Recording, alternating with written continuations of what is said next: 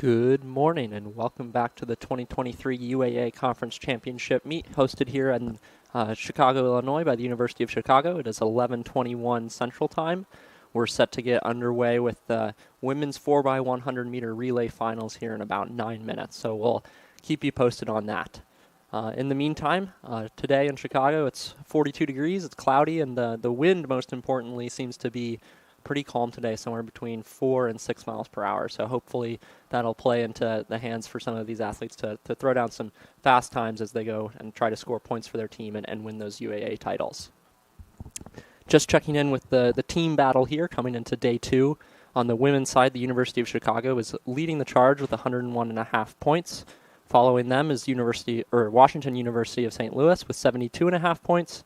Carnegie Mellon University is third on the women's side with 35 points, followed by Emory in fourth, Case Western in fifth, Brandeis in sixth, and NYU in seventh. On the men's side, we've got Carnegie Mellon University leading the way with 67.5 points, followed by Washington University with 65.5 points. University of Chicago sitting in third place with 46 points. Emory has 44 points in fourth. Case Western Reserve University with 30 points in fifth place. Brandeis has 10 points in sixth, and NYU rounds out the pack in seventh place. We'll try to keep you posted on those team scores throughout the day. As always, those scores as well as the results for the individual events can be found on timingmd.net. That's the live results page, which you can find by going to athletics.uchicago.edu, finding the track and field page, clicking on the 2023 UAA Conference Championship tab, and then clicking the live results link.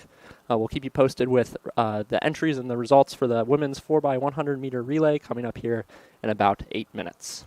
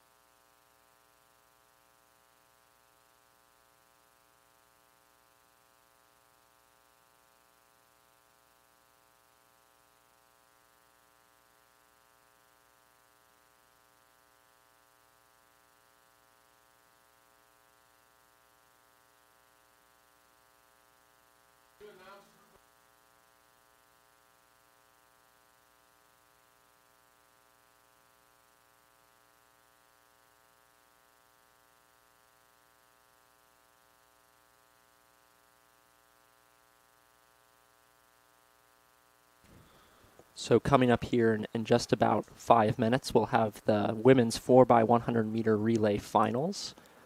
In lane one will be Carnegie Mellon University. They'll be led off by Inaya Manaraj, followed by Alexa Lowe, Francine Lung, and Serena Lee. Brandeis University will be in lane two. They'll be led off by Aaliyah Campbell, followed by Shanice Nugent. in running third for Brandeis will be Smiley Hun, and in fourth will be Devin Hiltunen. Emory University starts in lane 3. They'll be led off by Hannah Bodis, followed by Dashiell Tao Harris. Kaya Benetti will be in the third leg for the Emory Eagles, and Audrey Johnson will anchor Emory University. In lane 4 will be Washington University, led off by Micah Clay.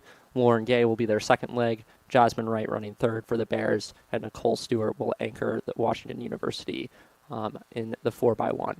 University of Chicago starts in lane 5. They're led off by Camila Garanton. Gabri Mancino, the top seed in the 100-meter dash, will be running second for the Maroons. Izzy Lane will be running the third leg, and Maddie Lyons will anchor the Maroons out of lane 5. NYU is in lane 6. They'll be led off by Summer Reed. Israel Connerly with the second leg. Katie Walsh running third, and Lola Candeli running fourth for NYU. And then finally, Case Western Reserve will run out of lane 7. Anna Zinser will be leading off for Case Western, followed by Melanie Taylor. Gabby Alfonso will run third for Case, and Grace Miss will run the anchor leg for Case Western University. I'm fortunate enough to be joined again by Sam Craig, who is one of the crew commentating the 10K last night. Sam, how you doing this morning? I'm doing well. I'm looking forward to watching more track, and the relays are always a fun way to start. Yeah, that's certainly true. I'm in this final of the women's 4x1. I'm definitely going to keep my eye on Wash U here running out of lane 4. 3 of their 4 runners qualified for the 100-meter finals, which will be contested later today. That's Micah Clay. I'm pretty sure it's Micah Clay, Jasmine Wright, and Nicole Stewart are the finalists there running for Wash U. Let me just double-check that really fast. Yeah, Wash U's team, looking at the top list in the 100 for the conference this season, is expected to be very strong. They have tied for second, the number 5, number 6, and tied for 7th time in the conference over the 100, and all 4 of those athletes are in this relay. Yeah, definitely going to keep my eye on UChicago, though, right outside of them in lane 5 as well. They've got 2 of their runners in the finals for the 100, Gabri Mancino and Camila Garanton, so I'm really looking forward to see if the Maroons can hold off the Bears there. Those will be the teams running out of lanes 4 and 5. I think another team to look out for is the Emory Eagles. They have a number. They're coming in with several top athletes over the 100 in the conference. I need to collate the entries with these top lists. And Hannah Bodis is leading off for Emory, I believe, and she's in the final of the 100 hurdles. So in addition to some flat sprinters, there's some hurdlers in these relays as well that are ready to show up for their team and see what they can do here in the first relay of today.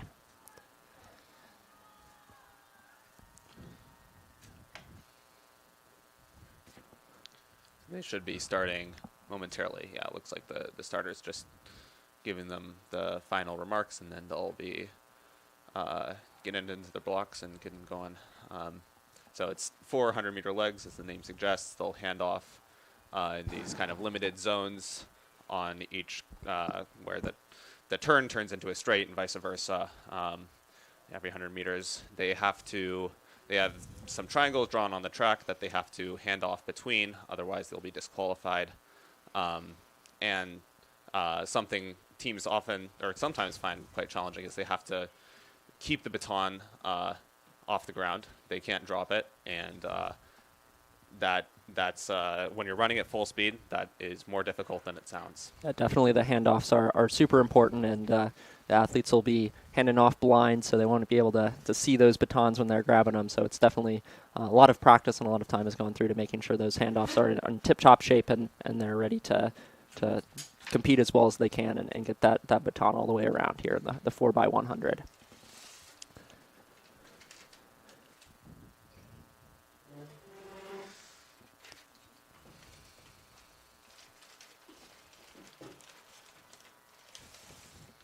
Looks like we're still waiting here just another minute. Making sure all of our tech is ready to go so the timing is correct. The athletes are bouncing around trying to stay loose and stay warm here as we're ready to get underway for the finals of the women's 4x100 meter relay. Again, we've got Carnegie Mellon in lane 1, Brandeis in lane 2, Emory in lane 3, Washington University in lane 4, the University of Chicago is running out of lane 5, NYU is in 6, and Case Western Reserve University is all the way on the outside in lane 7.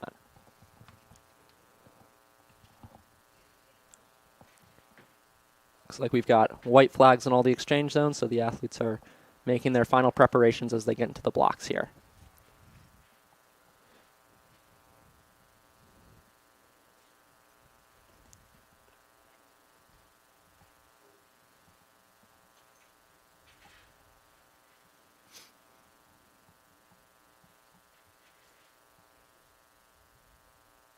And they're off.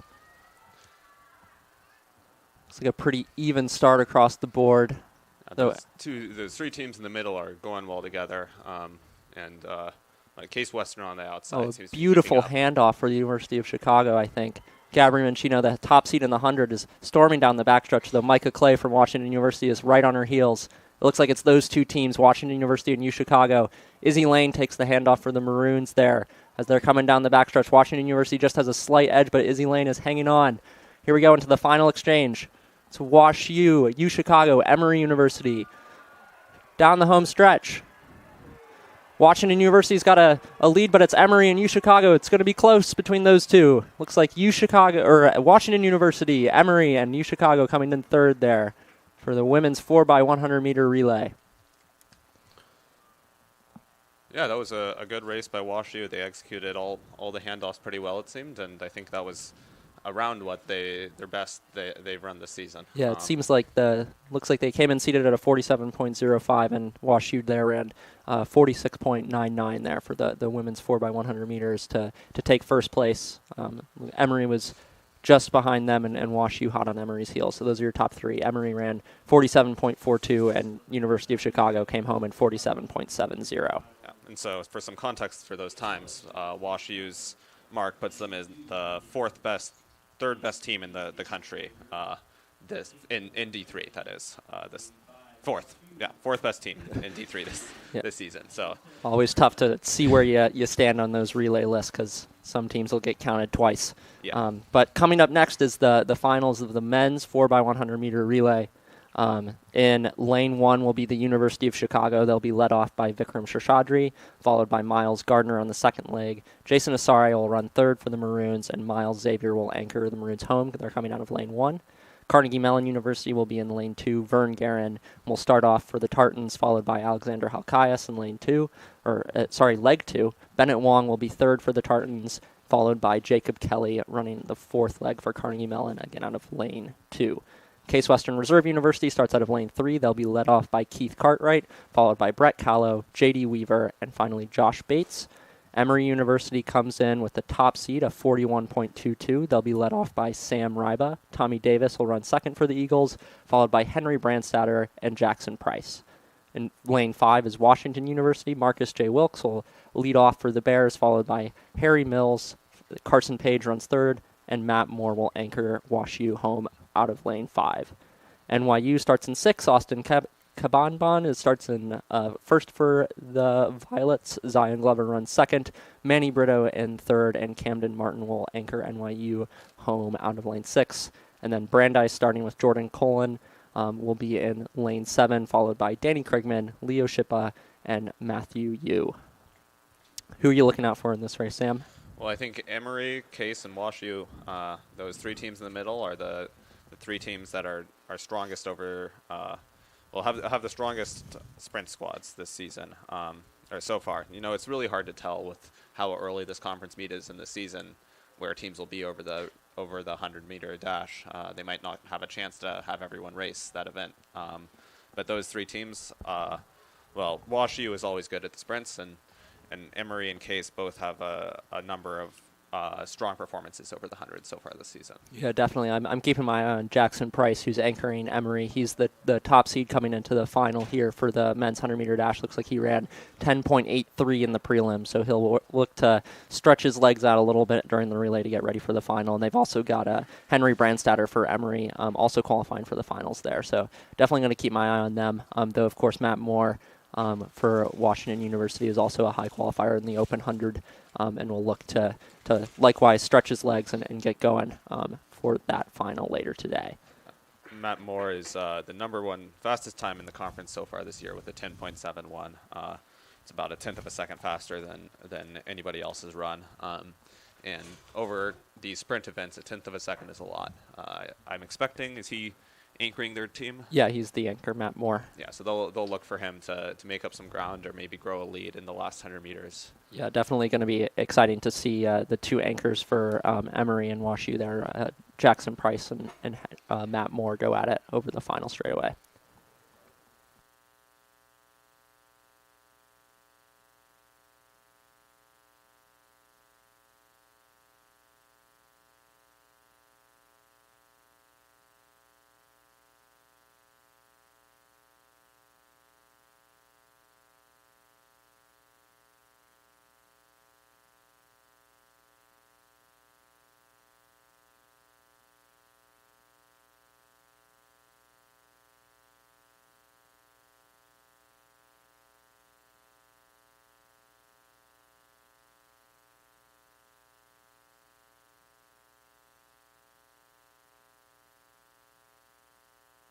Just want to point out that we're looking back at the results for the women's 4x100 meter relay. Washington University ran 46.99 there to take first. Unfortunately for them, the UAA meet record was 46.98, a 100th of a second faster, set in 2016. It was also set by Washington University, however, so nothing. It stays with WashU, but no new UAA record for the women's 4x1 today, though they were quite close. As we're looking ahead to the men's 4x100 meter relay, which is getting ready to go right now, the UAA record was set just last year by Emory with a time of 41.27. Ryba, Davis, Faustin, Price, many of those athletes coming back, I believe. Ryba and Price are both on the relay this year, so they'll look to improve on their meet record, which they set last April. They're lined up and ready to go for the final of the men's 4x100 meter relay. And they're off. Looking like a good start from Emory, though WashU is maintaining their advantage there on the first turn. Yeah, let's see who hands off first. It looks like, well, they're right together still. Yeah, WashU and Emory are. So Emory's runner there is gaining some ground. That's Tommy Davis for Emory, senior. Ooh. No. Some tripping, but they're off. They're off well, and it looks looks like like Emory. Yeah, Emory's got the head on the stagger, and we'll hand off first to Jackson Price coming down the home stretch. Jackson Price and Matt Moore, Emory and Washington University. It looks like Emory's got this gap locked down. Though third place is up for grabs, it looks like that'll be Carnegie coming in after WashU. So Emory, WashU, and Carnegie there in the men's 4x100 meter relay. Emory's time of 41.34, followed by WashU in 41.93, and Carnegie Mellon with a 42.52 there. Your top three in the final of the men's 4x100 meter relay. Yeah, that was a fun race, and Emory was able to get that lead going early in the first two legs. You could see if they're next to, the outside lane is next to the inside lane on the backstretch. The inside lane is actually well ahead because of the stagger, and they'll have a shorter way to go on the rest of the race. Emory was able to grow that lead, and I think, the WashU could close it maybe a bit on the anchor, but it wasn't enough to make up for the run Emory had at the start. Yeah, definitely impressive to see a lot of teams get close to their season best here, especially in colder than optimal conditions for the sprinting events. So good to see lots of people showing up and competing for their team here at the Outdoor Conference Championships.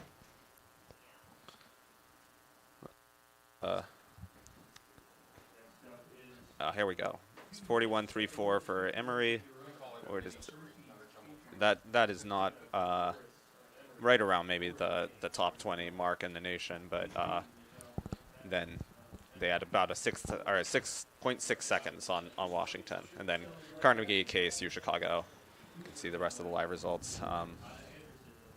Though it looks like Emory did set the Hayden track record, which has stood since 1976, of 41.50 that was broken by Emory University today. And it looks like we're getting ready for the women's 1500. In Heat 1, we're going to have 12 athletes starting in first position with Shauna Fitzmaurice, a senior from Emory University, followed in second position by Lauren May, a sophomore from Carnegie Mellon. In third position is Michelle Mataz, a sophomore from Emory, followed by Catherine Cheng in position 4, a sophomore from NYU.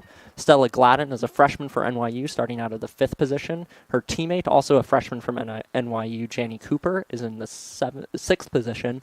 Ada Anderson is a junior from Brandeis University. She starts in 7th. Lauren Iagnema, a freshman from Case Western, is in 8th. Bridget Picard in 9th position, the junior from Brandeis. Daniela Sekar, a freshman from NYU, is in 10th position. Margaret Ann Healy, a freshman from Carnegie Mellon, starts in 11th. And on the outside is Ella Warkentine, a freshman from Brandeis University. Looks like for the 1500s today, we're lucky enough to be joined again by Caitlin Van Balen, who has run a few 1500s in her day. Caitlin, how's it going this morning? It's going great. It's a little bit nicer than yesterday morning. I know I wouldn't have wanted to run a 1500 in the hail. Yeah, no, that glad those middle distance runners were definitely looking at the forecast today and liking those low digit chance of precipitation that they were seeing. But some good running conditions here for a middle distance event. Not too windy, a little bit on the chilly side. So we'll see what these athletes can pull out today. Yeah, we'll say a lot of them probably. I recognize a lot of those names from the events yesterday. A lot of people coming back from 4x8 or a steeple even. Yeah, some 800s too. Looks like they're off here starting already. I must have missed the gun, but we'll keep you posted on times as they come around. The 1500 at the conference meet is split up into 2 heats, so it's a 2-heat final. Their heats are broken up based on the times that these athletes have run earlier in the season. So the 12 fastest seed times will be in heat 2, and these are the seeds 13 through 24 coming into this meet.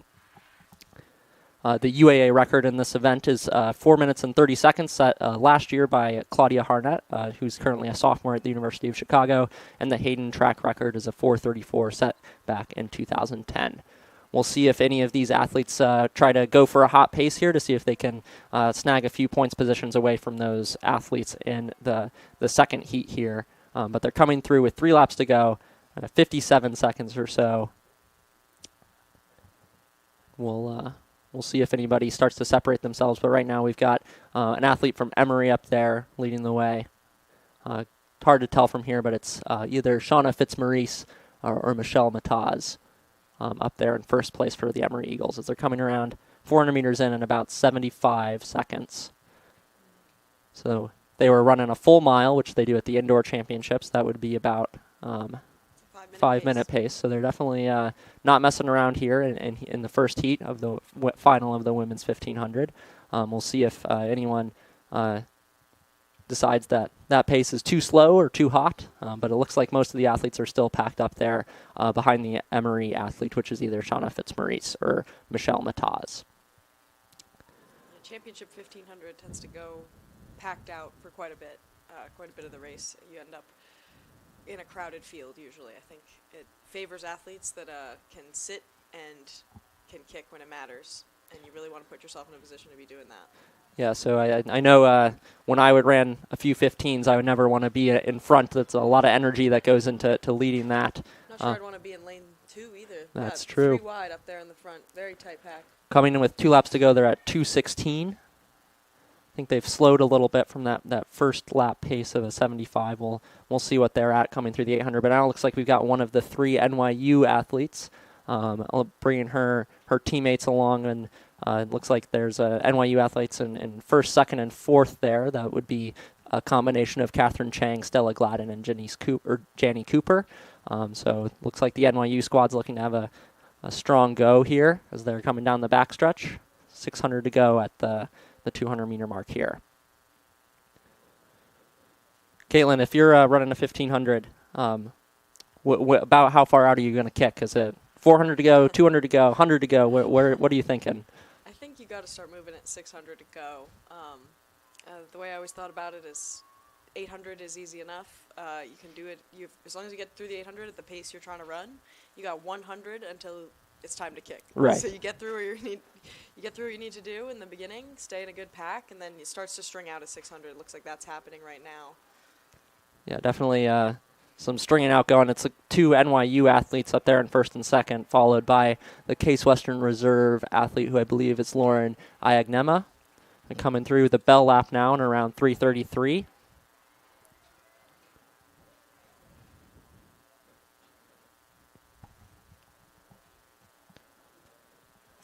Yeah, if they keep up that pace, imagine them seeing some times right around 450.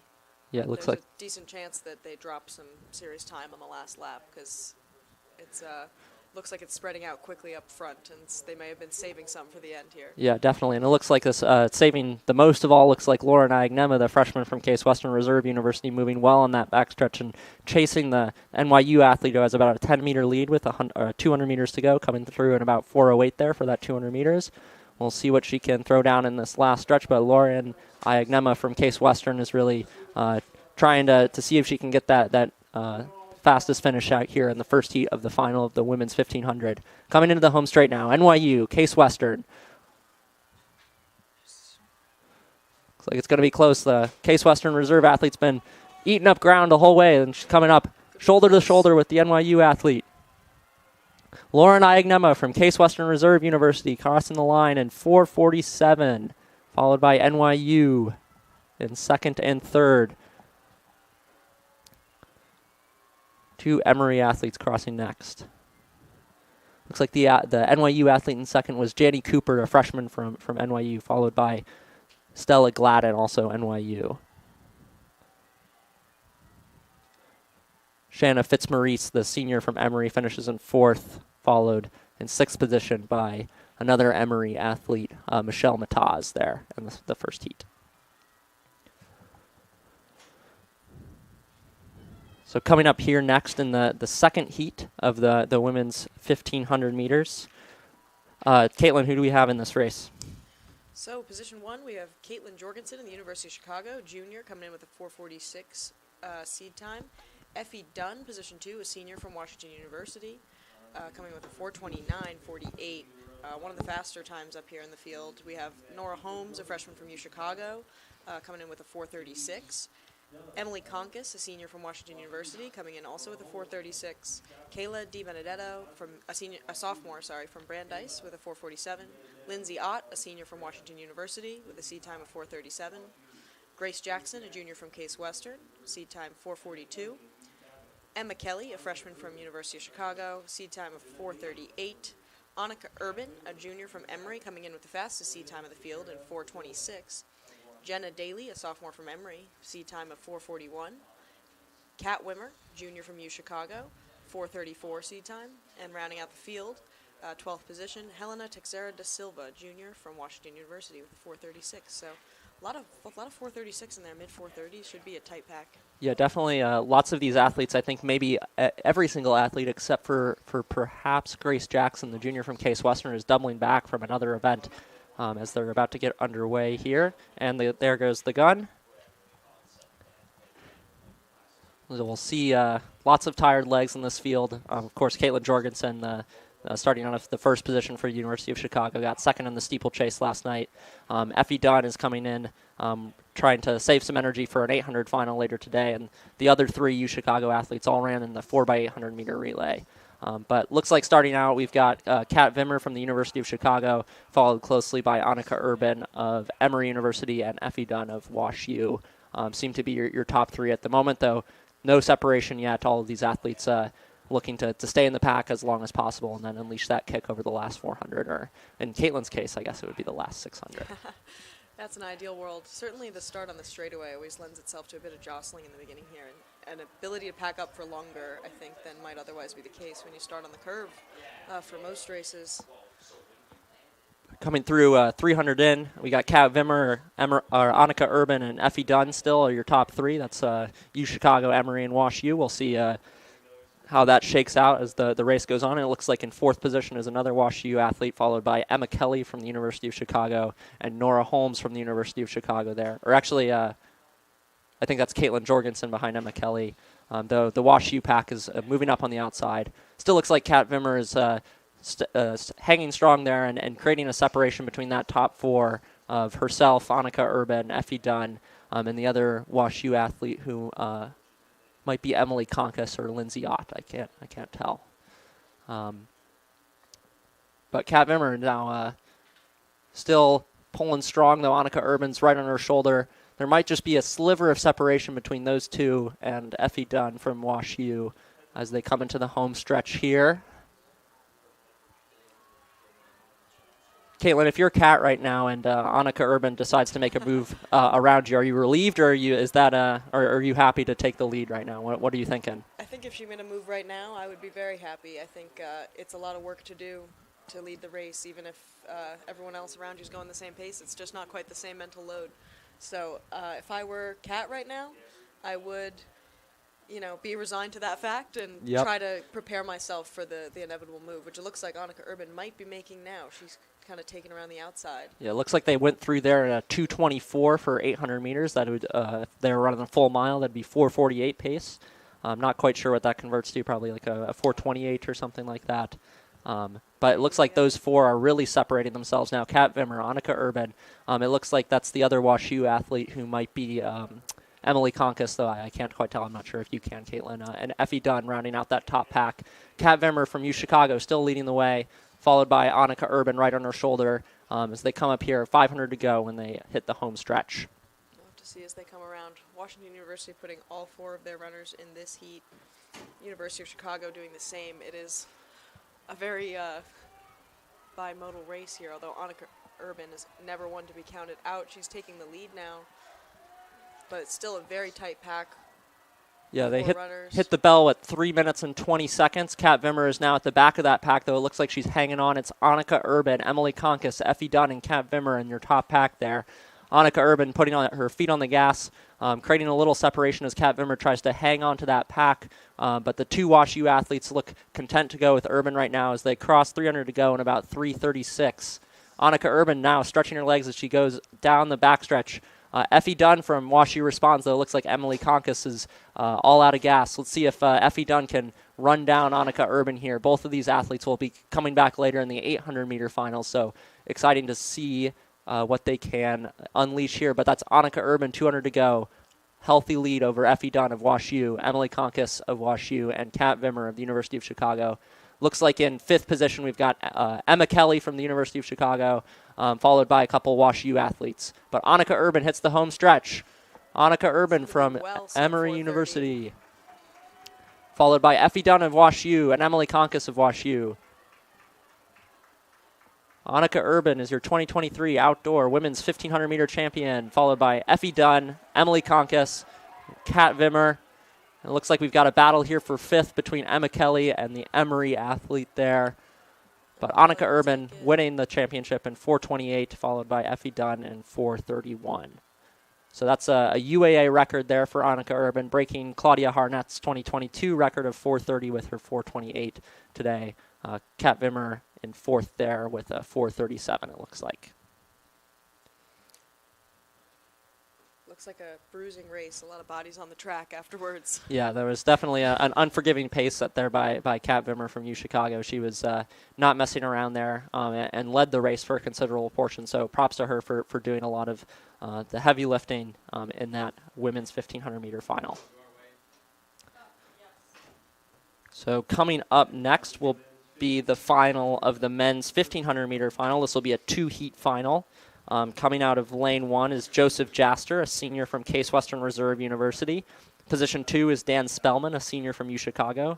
His teammates Will Shine and Malcolm McCormick, a senior and a freshman at UChicago respectively, will be in the third and fourth positions. Jorge Roca, a sophomore from NYU, is in fifth. Wilhelm Goff of Brandeis will be in sixth position. Tommy Donahoe of UChicago starts in the seventh position, followed by two freshmen from NYU, William Pellick and Andy Taylor. So same situation as the women's race. This is a two-heat final. The second heat here is made up of the 10 slower seeds from the season so far.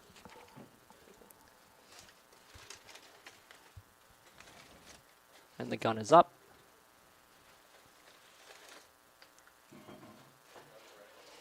And they're off.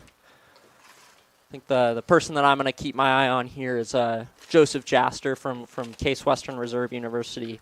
Jaster hasn't run a 1500 yet this season, but has some fast times under his belt. He'll definitely look for him to take the field out and see if he can disrupt some of those athletes in the top pack. Though it looks like William Shine from the University of Chicago, who's currently getting his PhD in anthropology, is out there right on Jaster's shoulder as they come around the first lap. Looks like it's Jaster and Shine, followed by Dan Spellman of the University of Chicago on the inside, a trio of NYU athletes, Tommy Donahoe and Malcolm McCormick from the University of Chicago right on that pack. They're through in just under 45 seconds, which is a pretty quick pace for the 1500 here. They'll probably cool off a little bit, but that's Jaster, Will Shine, and Dan Spellman are your top three as they go through 400 in just over 60 seconds. So they're going out hot. Pace is not messing around and probably a little bit beyond the wheelhouse of all of these athletes. That's about a 4-minute pace for a mile, which is would be way faster than any of these athletes have run before. But Jaster's definitely looking to see what he can do, put a gap on this field and see if he can disrupt any of those second heat athletes there.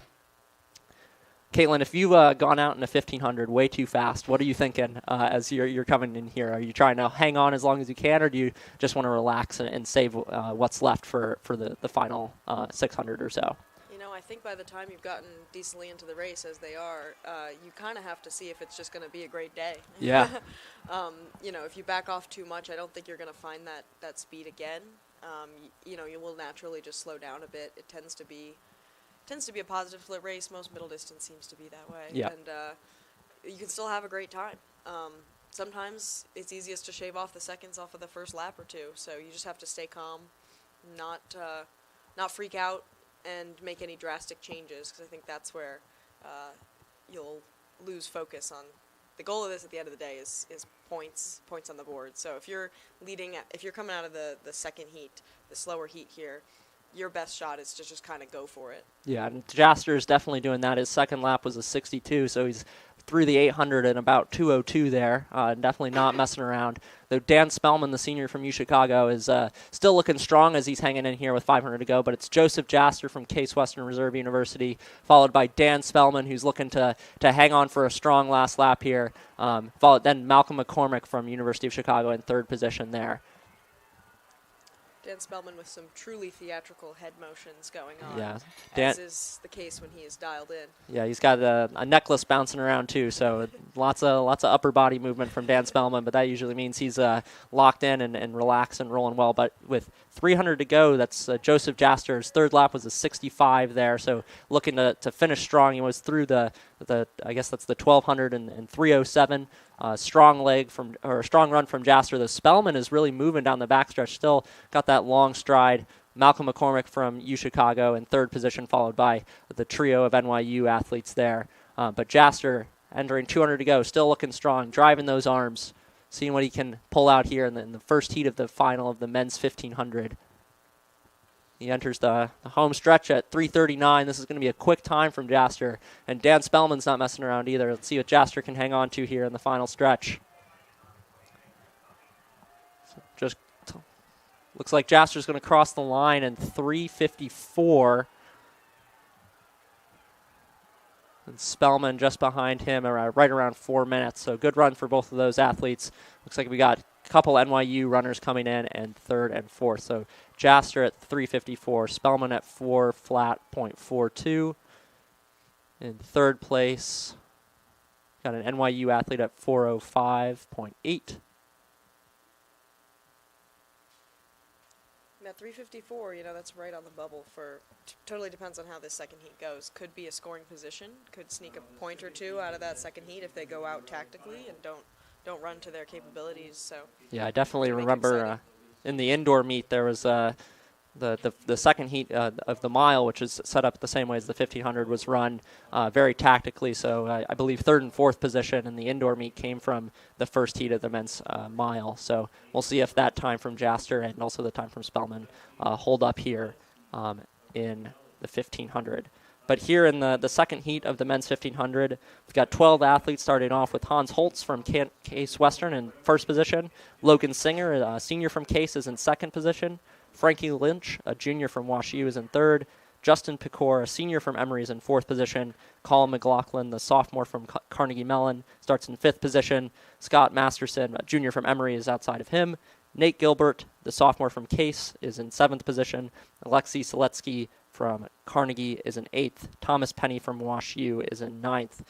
Jeff Candell, also from WashU, is in 10th position, followed by, and it looks like a 12th position will be Jack Pitkash from Emory. Spencer Moore, who ran the steeplechase last night, will not be competing today. And they're off. Looks like the athlete from the outside there, the Emory athlete, Jack Petkosh, is looking to get to the front there, though Logan Singer from Case Western is also, looks like he's eager to take that first position as they head towards the break there. And the Carnegie athlete is also right on his shoulder. Might have been a little contact there, can't tell, but Emory athlete popped out to the outside. It's a bit hard when you start on the straight like that, and then you're going 3-4 wide sometimes, and then have to hit the first curve. It always spreads people out a little bit.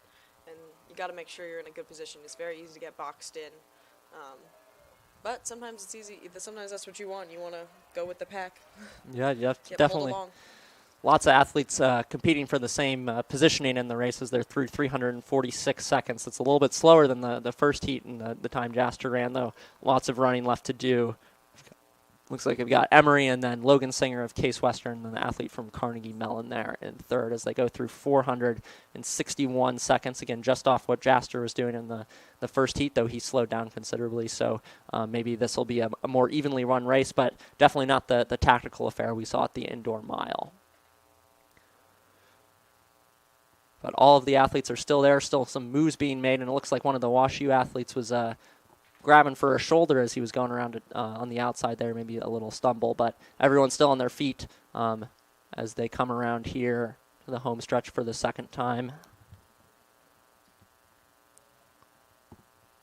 You can see in this race how popular these shoes have become. Yeah, it looks like everyone's got a same uniform on their feet. That's right. Lots of dragonflies here. The Nike spikes are quite popular as they come through here in about 150. So that's a little bit slower than maybe they would like. That's about like 64 something. That's a little bit slower than Jaster's pace. So let's see if they can pick it up here as they cross 800 in 2:05. So that was a 64-second lap there. Still the athlete from Emory, though he's just getting passed, as I said that, by a Carnegie Mellon athlete. Logan Singer from Case Western is right there also. And it looks like Frankie Lynch from Washington University is making a strong move here up into the shoulder of the leaders. Let's see if he decides to complete that or if he's content to stay in second position for now as they head into the home stretch for the penultimate time.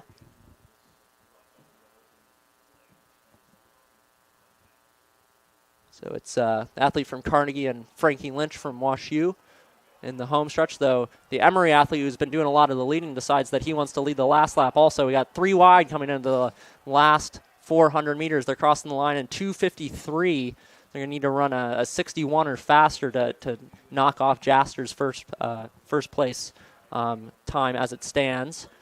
Again, the athlete from Emory and Frankie Lynch from Washington University as they're coming in here, unleashing their kicks. 300 meters to go, 3:08. That was another 64, so they're really going to need to turn it on here. Logan Singer from Case also pushing it for it, though Frankie Lynch, an athlete from Carnegie, and Logan Singer are your top 3. So we hit 200 to go in 3:23, so they need a 31 to knock Jaster off that first position here. Looks like Carnegie Mellon and Case Western Reserve are your top 2. Frankie Lynch from WashU hanging on in third position. Like Logan Singer from Case Western. Powerful kick through the home stretch, driving those arms. Carnegie's hanging on, so's WashU. Emory in fourth, and WashU passes Emory to move up to fifth, but that's going to be Logan Singer from Case running 3:52 to take the UAA title. Great race there from Logan Singer, 3:52.37, followed by Colin McLaughlin, also running 3:52. and Frankie Lynch from WashU taking third place in 3:54.16. I think that's faster than Jaster's time from the first heat. But he will find himself with a good few points in there, just missing the podium. But a strong position a strong performance out of the slower heat. That's impressive. Yeah, definitely cool to see that second heat play a role in the points here on day 2 of the Outdoor Conference Championship. Just to give you a little bit of a score update, after 10 events on the women's side, we've got University of Chicago in first position with 124.5 points. WashU, their closest competitors, are in second with 109.5. Emory's in third with 57.5 points. Carnegie Mellon in fourth with 43 points. Case Western Reserve University in fifth with 21.5 points. Brandeis is sitting in sixth with 19 points, and NYU has 12 points in seventh. On the men's side, we're still waiting for that 1,500 meters to be scored, so I'll update you about those team scores here in a few moments. But coming up next is the women's 100-meter high hurdles. It looks like we might have a 2-heat final here as well. So I'm unsure. It's populating on the results page as a 2-heat final, which is kind of strange. Figure that out and get right back to you.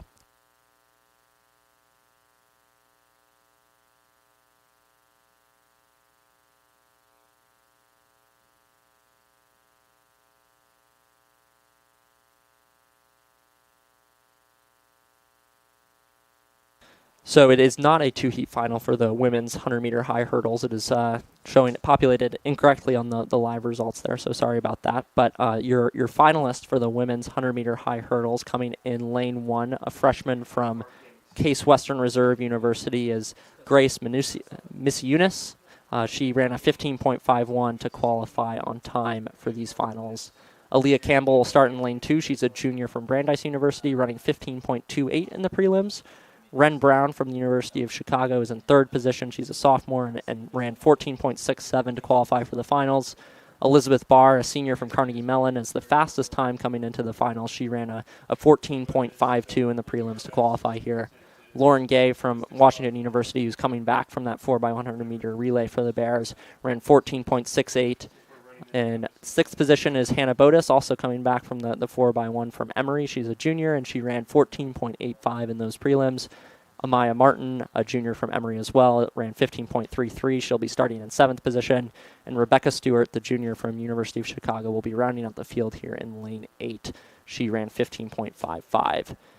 You'll remember yesterday the women's and men's sprints ran from right to left. However, because of the more mild wind conditions today, they'll be standardly run from left to right. So look for those athletes to come down the home stretch in the same direction those 1,500-meter runners were going. In the women's 100-meter hurdles, like all of the hurdle events on the track, incidentally, there are 10 hurdles that the athletes have to clear. So each athlete will be looking to get out of the blocks hard, get over those first few hurdles, get into the rhythm, and then stay strong, keep their form, and drive over that last hurdle for this UAA Conference Championship. Caitlin, I've asked some other people who have announced this weekend if they've ever gone over a hurdle. Have you ever gone over a hurdle? I have, I guess, gone over a hurdle, although I don't know if I would call it hurdling specifically. Yeah. Just out of curiosity, and I can tell you, I don't think I have the height for it. That's a good point. Yeah, I was talking with Henry Myers, who had the height for it yesterday, and we decided we didn't have the flexibility. So, yeah. It's not one, it's the other. Yeah, that's right. It's always been impressive to me. Yeah, when they can get that combination here in the women's 100-meter hurdles, which are coming up here in a few minutes, it's really a sight to behold.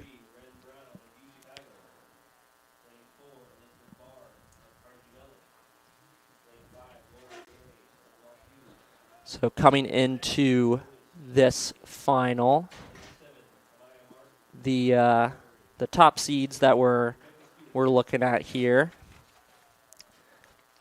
Elizabeth Barr from Carnegie Mellon. She's the reigning NCAA indoor pentathlon champion, as well as a fourth-place finisher in the high jump.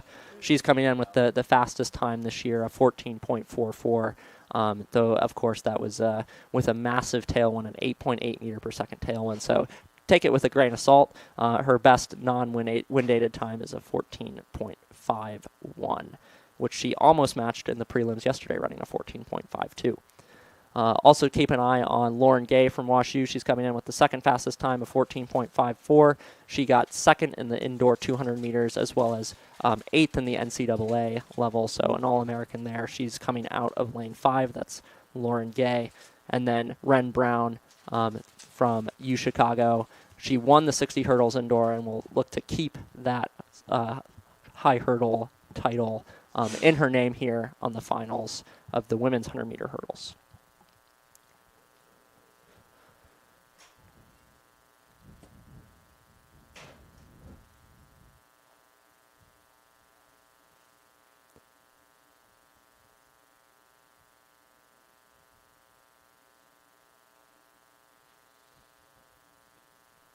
It looks like these hurdles are set to get underway in about 4 minutes, so I might have built up the hype a little early there. But stay tuned. Another 4 minutes before the start of the final of the women's 100-meter high hurdles.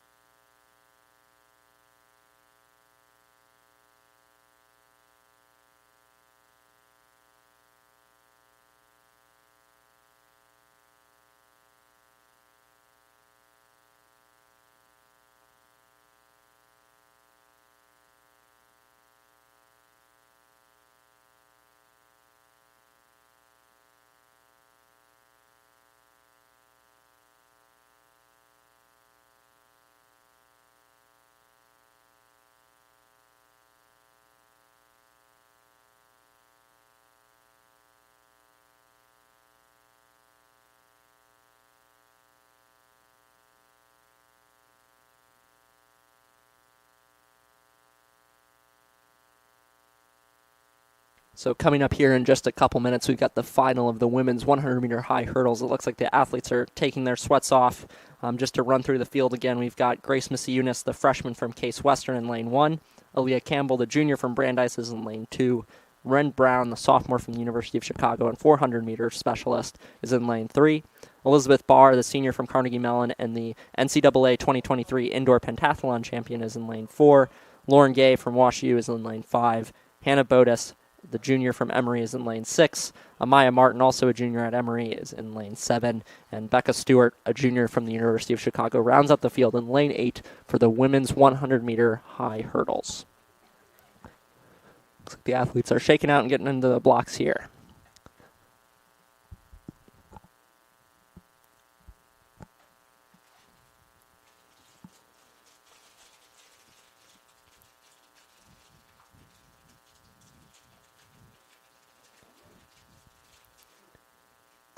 And they're off.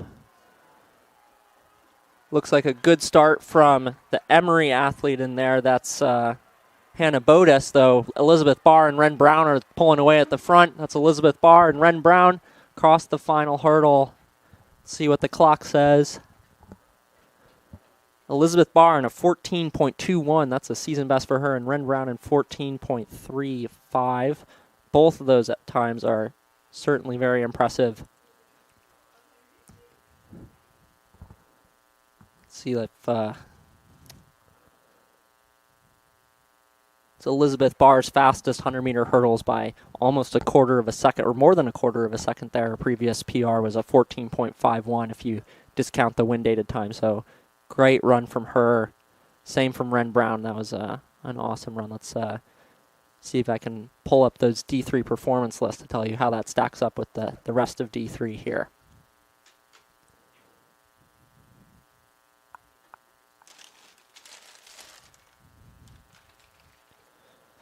In the meantime, the crew from the University of Chicago and other athletes besides are raising up these hurdles and adjusting them to the starting position for the men's race, which will be started in just a few minutes here.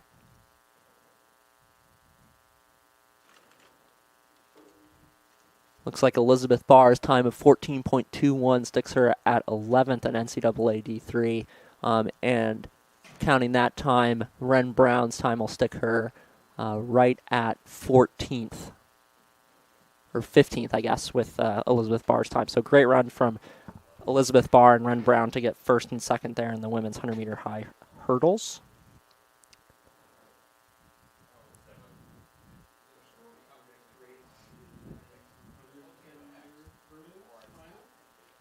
And just a confirmation there, that's Elizabeth Barr in first, Ren Brown in second, Lauren Gay in third, Hannah Bodis finishing fourth, Maya Martin finishing fifth, Aaliyah Campbell in sixth, Grace Masiunas in seventh, and Rebecca Stewart in eighth for the women's 100-meter high hurdles.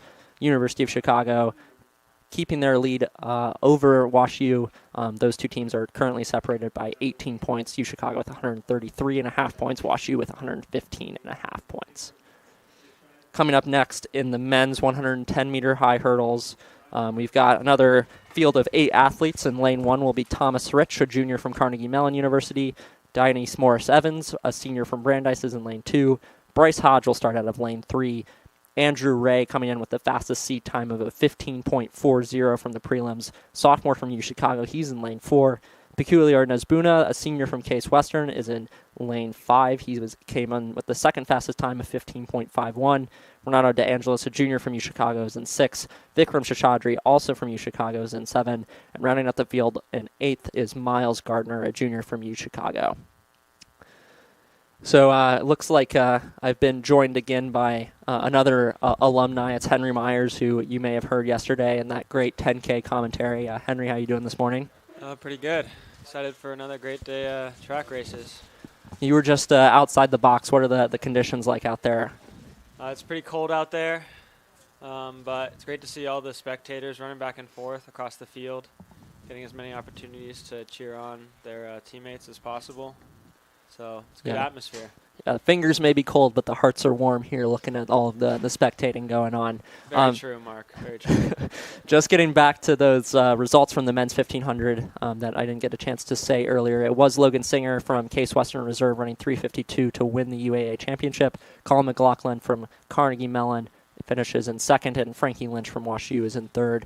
Joseph Jaster, who ran out of the slow heat and came in having run a 1,500 meters this year, finishes in fourth. Jeff Candell is in fifth. Jack Petkosh from Emory is in sixth. Nate Gilbert from Case is in seventh, and 8 was Scott Masterson from Emory. He ran a 3:57 to get 8th place. Looks like the athletes for the 110 high hurdles are lining up here again. We've got Thomas Rich in lane 1, Dionyse Morris Evans in lane 2, Bryce Hodge in lane 3, Andrew Ray in lane 4, Peculiar Nesbuna in lane 5, Renato De Angelis in 6, Vikram Shashadri in 7, Miles Gardner in 8. You'll notice, I guess I didn't say the teams this time, but there are 4 U Chicago athletes in here trying to get as many points as possible for their team. This is really a competitive advantage they have over some of their close competitors in Emory and Carnegie, who are fighting for those midfield positions. I guess Carnegie is probably not in the midfield anymore, but it's really important for U Chicago to get as many points as they can out of this event. For sure. I would definitely watch out for Andrew Ray out of lane 4, and the rest of his teammates too, of course. Yeah, they've got the benefit of kind of packing up there in lanes 6, 7, and 8, running next to each other like a practice run on their home track. So we'll see if they can use that to their advantage. But Andrew Ray, who finished second in the 60-meter hurdles indoors, will look to improve upon that with a high hurdle title to his name. He was 6th in the 100-meter high hurdles last year at the UAA Conference Championships, though, of course, Andrew Ray is also running the 400-meter hurdles, event in which he was 3rd in as a freshman at the outdoor championship meet, and he'll definitely look to improve upon that result as he looks to lead his team to some big points here as well. Looks like the athletes are taking their sweats off and getting loosen into their blocks, lots of jumping up and down, getting those hips loose, those hamstrings nice and supple, getting ready for a fast race here at the 2023 UAA Conference Championship meet. Yeah, and that's very important for these sprinters to stay warm, as it is around 40 degrees today. So yeah, I got 40 on my my weather app, so yeah, definitely a chilly one. Lots of cold people standing with their hands crossed and in their pockets, and yeah, I'm looking at Lily Jasminski's looking really cold at there at about the 50-meter mark. So stay warm out there if you're spectating. I have been informed that some of these spectators are simultaneously listening to the live stream, so it's just good information. Yeah, definitely. They weren't aware of how cold it was until I said so. But looking here, the runners are getting into the blocks for the men's 110 high hurdles. We got Thomas Rich, Dionysius Morris Evans, Bryce Hodge, Andrew Ray, Peculiar Nazbuna, Renato De Angelis, Vikram Shashadri, and Miles Gardner rounding out the field. Keep your eye on Andrew Ray in lane 4, Peculiar Nazbuna in 5, and Bryce Hodge in lane 3.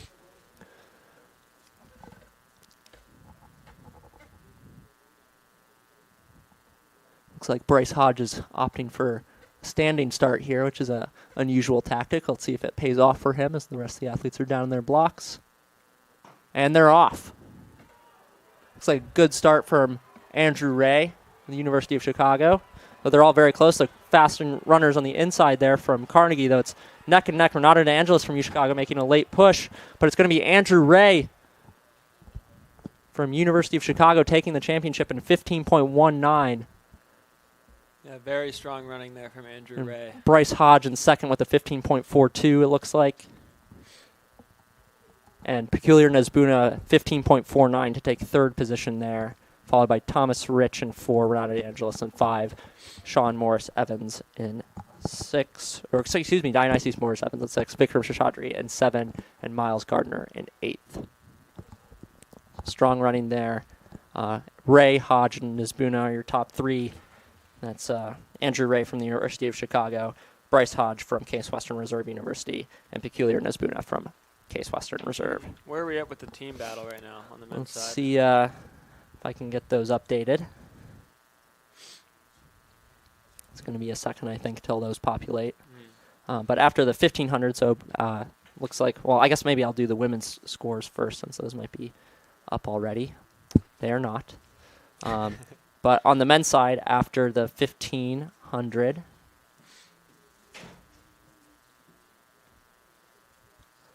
looks like it was Carnegie Mellon in first with 94 points, Wash U in second with 86, Emory in third with 70, UChicago in fourth with 61, Case in fifth with 52, NYU in sixth with 12, and Brandeis in seventh, also with 12. It's pretty cool to see Joseph Jaster run a 3:54 out of the slow heat and take third in that 1500. Well, he was fourth. Frankie Lynch from WashU got him in the fast heat, but still, nonetheless, that was a great performance from Jaster coming in without a seat and tearing the track up there. Really did some damage on that set, or the first heat of the men's 1500, but yeah. It was impressive to see him go out there and just solo that by himself, And not messing around. He's coming back in the 5,000, right, later today? I believe that's true. Yeah, Joseph Jaster will be coming back along with the champion from the 10K, Jack Begley from Case Western Reserve University. Yeah. Begley is coming in at the top seed in that 5K, which we'll see later today. He's got a 14:21 to his name this season. So definitely keep an eye on the Bagel Master there from Yeah. Case. The Begley versus Jaster rivalry there is definitely something to look out for. Yeah, a little friendly rivalry, we'd hope, from those teammates, but I guess you never know. Yeah, I'm sure they draw on the workouts they do in training together. Feel a lot of comfort in that 5K, running side by side. Yeah, definitely.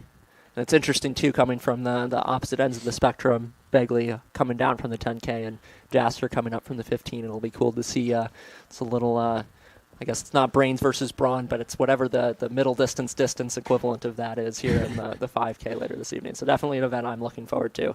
Yeah. But it looks like after the women's 100-meter hurdles, we've got team scores updated. It's UChicago in first with 133.5 points, WashU in second with 115.5, Emory's in third with 66.5, Carnegie in fourth with 53, Case in fifth with 23.5, Brandeis is in sixth with 22 points, and NYU is in seventh with 12. Yeah, so with UChicago and Washington U separated by only 18 points there. Yeah, definitely the two that we thought were going to be going at it on the women's side. So we'll see if number 4 nationally ranked UChicago can beat their number 3 ranked counterparts in Washington University. But it looks like the men's 110-meter hurdles have been scored and posted. And first place right now is Carnegie Mellon with 109 points. University of Chicago making the most of that point-scoring opportunity and moving up into a tied second place with WashU. Both of those teams have 9 points and are just a little under 20 points shy of Carnegie Mellon in the lead there. Case Western is in fourth with 72 points. Emory's in fifth with 70 points. Brandeis is sitting in sixth place with 22 points, and NYU in seventh with 12.5 points. So definitely University of Chicago taking a boost there from that bit healthy load of points there. They got 10 points from Andrew Ray, as well as looks like 4 points from Renato De Angelis, 2 from Vikram Shashadri, and 1 from Miles Gardner. So a 17-point haul there for the Maroons. Great to see them to take the most of that point-scoring opportunity in the men's 110-meter hurdles. Yeah, so that 110-meter hurdles race took them from fourth place to now a tie for second with WashU. That was some great strategy by UChicago Coach Hall. Love to see him tearing it up out here in the tactics department. So shout out to Coach Hall for that brilliant maneuver, entering 4 athletes into the men's 110-meter hurdles. Yeah, I mean, Coach Hall does not lack experience. He's been coaching at UChicago for 20-something years, so he's been here before, and he knows how to enter his athletes correctly. That's right. But coming up next on the track is the final of the women's 400-meter dash.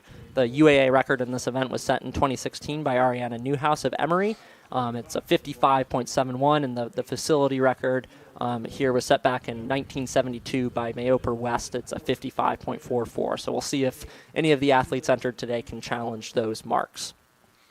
Starting in lane 1 for the women's 400-meter dash will be Danielle Sarno, a senior from Case Western Reserve University. In lane 2 will be Paige Murdoch, a sophomore from Emory.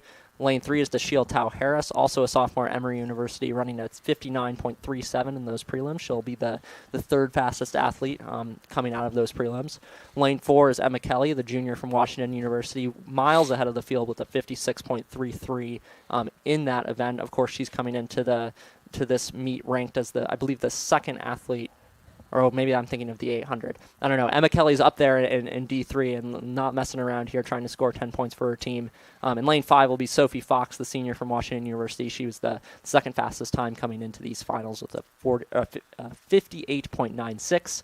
Mina Leopold, a sophomore from Emory, is in lane 6. Lane 7 is Elizabeth Korn, the junior from Brandeis, and Izzy Lane, the senior from University of Chicago, rounds out the field in lane 8 in the women's 400-meter dash finals. Yeah, I mean, expect Emma Kelly to definitely take this one out and be running up front all alone, but expect a close battle here for second. I think anyone could take second and third in this race. Just to clarify, Emma Kelly was in fact second in NCAA D3 in the 400. Her PR of a 55.15 was set back at the beginning of the month. We'll see if she can improve upon that. A very impressive time this afternoon and chase after the NCAA leading mark from Kennedy Wyatt, a sophomore at Mount Union University. But again, this is the final of the women's 400-meter dash. In lane 1, we've got Danielle Sarno. Lane 2 is Paige Murdoch. Lane 3 is Dashiell Tao Harris. Lane 4 is Emma Kelly. Sophie Fox is in lane 5. Mina Leopold is in lane 6. Elizabeth Korn is in lane 7. And rounding out the field in lane 8 is Izzy Lane, the senior from the University of Chicago. The athletes are getting into their blocks here for one lap around this Ted Hayden track here at the University of Chicago, the 2023 Outdoor Track and Field Championships. It's the women's 400-meter dash finals.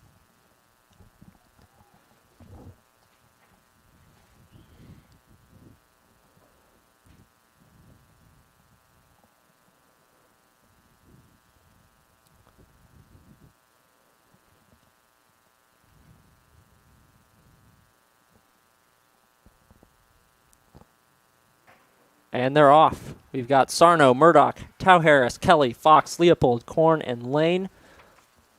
Looks like a good start from Emma Kelly as she's already made up the stagger on her teammate. Though the athlete from Emory there in lane 6, that's Mina Leopold, had a good start as well. And on the outside, Izzy Lane is really taking the most of that perceived head start there. Though Emma Kelly storming out, making up the stagger on every athlete but Izzy Lane by the 200-meter mark. Emma Kelly, arms driving. She is not messing around here as she comes in 200 meters to go. Looks like Mina Leopold from Emory and another Emory athlete, that must be Dashiell Tau Harris, also running well. Looks like those are your top 3 coming into the home stretch. Though Sophie Fox from WashU is going to see if she can break into that top 3. But it's Emma Kelly on the home stretch, driving her arms. Dashiell Tau Harris in the second position. Sophie Fox in third. Looks like an athlete from Brandeis on the outside there is going to storm home to take fourth. That's Elizabeth Korn. But Kelly, Fox, Tau Harris, Korn are your top 4. Emma Kelly running a 56.11 to win the women's 400-meter finals. So, yep, confirmation there. It's Kelly, Fox, and Tau Harris are your top 3 from WashU, and Emory. So that will pull WashU pretty much even with UChicago in the team battle. That's right, yeah. I think that they were 18 points behind, and they got first and second there, so that'll be 18 points for the Bears. Looks like we're going to have a tie for first place in the women's team battle coming up. It's pretty exciting stuff. It's pretty much just what we expected. These two teams have been neck and neck at all of the competitions that they've been at all year, whether at the conference level or the national level, so it's exciting to see that repeated between the Bears and the Maroons here at the conference championships. Coming up next is the final of the men's 400-meter dash. Henry, who we have in that? Out of lane 1, we have Austin Welts, a junior from Carnegie Mellon. In lane 2, we have Bryce Worcester, a freshman at Emory. In lane 3, we have Alex Jetto, a junior from WashU. In lane 4, we have DeWitt Dean, a junior at Emory. In lane 5, Michael Hahn, running for the home team, University of Chicago. He's a junior. In lane 6, we have Jackson Cox, a senior from WashU. In lane 7, we have Ryan Gathuku, a sophomore at WashU. And in lane 8, on the outside, we have Tristan Moore, a sophomore at Emory. Who should we look out for in this race, Mark? Well, definitely DeWitt Dean and Alex Jetto from Emory and WashU, respectively, though they ran really well in the prelims and have strong seed times. Both have PRs under 49 seconds, so looking to see them step it up today. DeWitt Dean is the indoor UAA conference champion. He ran 49.83 to win that indoor 400 meters. Though Michael Hahn, I think, is also someone to look out for. I mistakenly said on the broadcast yesterday that the 49.99 he ran was his PR. That's actually not the case. His PR is the third fastest in the field with 49.35 that he ran in a previous season. So look for him to make some noise in this early afternoon in the men's 400 meters.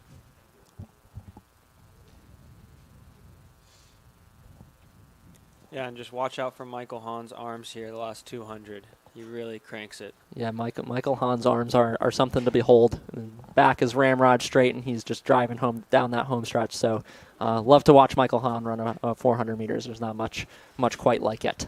Exactly. But coming into the finals, DeWitt Dean ran the fastest in the prelims. He ran a 49.48. To get that big Q and the fastest time in the field. The second fastest was Michael Hahn with that 49.99.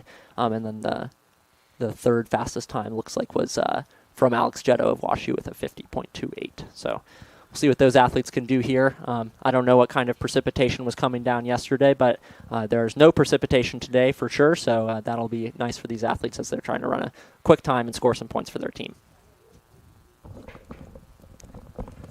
And just in time for the 400 meters, we've got a 400-meter specialist, Sam Craig, who's joining us again. You'll also remember Sam from the 10K broadcast last night. Sam, how's it going? It's going great, Mark. I had fun cheering for the 15, and now I'm back ready to help out for these sprints. Sam, What's your 400 PR? yeah, Sam? I was going to ask. Oh, I think I ran a 56 once. Oh, wow. Yeah, that Pretty was good. when I was when Coach Hall wanted me to be a, mile 8 runner. Oh, that would be a silly thing for Coach Hall to do. Was that just in practice or in a 4x4, or what was going on there when you ran that 56? Like all my mid-deep PRs, that was in practice and a workout. It was the F-pace workout. We're doing some F-pace 4s. Never running a 152.8 in my life, but we're running 56 on those 4s. Yeah, that's right. That's how you got to do those F-pace workouts. If you're not expending more energy in the workouts than in the race, then how are you going to PR in May there? But good to have you with us, Sam, who is actually not a 400-meter specialist, as you may have gathered. This will be a fun race to watch. I heard you all were talking about Michael Hahn. He's a really nice guy. Yeah, that's the thing about Michael Hahn. He's a great runner, and he's pretty cutthroat on the track, but one of the nicest guys you'll meet. So really rooting for him running out of lane 5 for the University of Chicago here. But watch out for the two runners on his inside. They got DeWitt Dean from Emory University and Alex Jetto from WashU. Both of those athletes will see what they can do to mix it up and try to get on that podium here and score some good points for their teams. And we almost have a team battle here between the 3 Emory runners and 3 WashU runners in this race, so look out for that. Yeah, Michael Hahn looks a little out of place there without the gray and red of WashU, or the I don't know what they call it at Emory, but the navy and gold of the Eagles there. So Yeah. and I guess we have a Carnegie athlete in lane 1 as well. So that Carnegie athlete is I don't know, my sheet got taken. It's Austin Welts, a junior at Carnegie Mellon. They're getting into their blocks here for the final of the men's 400-meter dash at the 2023 UAA Outdoor Conference Championship meet. Look for Alex Jetto in lane 3, DeWitt Dean in lane 4, and Michael Hahn in lane 5.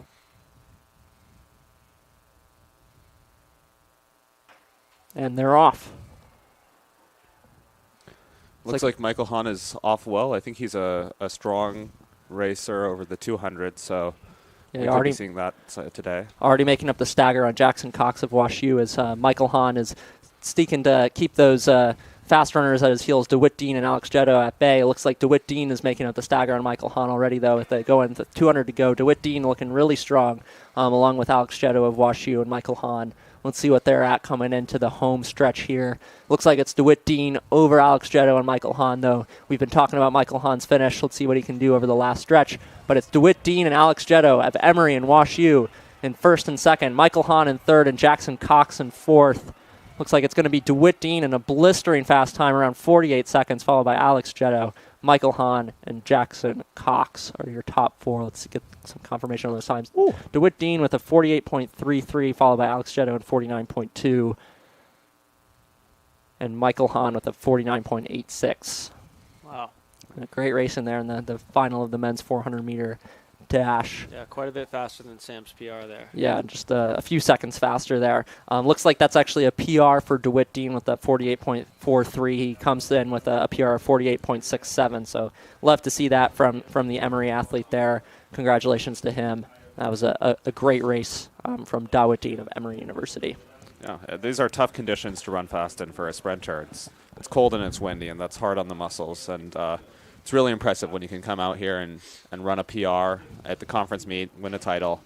That's a really nice day for DeWitt Dean. Yeah, I mean, the fact that they can PR in these cold conditions just shows you how much these athletes elevate their game for the UAA championships. Yeah, it's gonna be. It was great to see in the men's 400 meters, and it'll also be great to see in the event that's coming up next, the final of the women's 100-meter dash.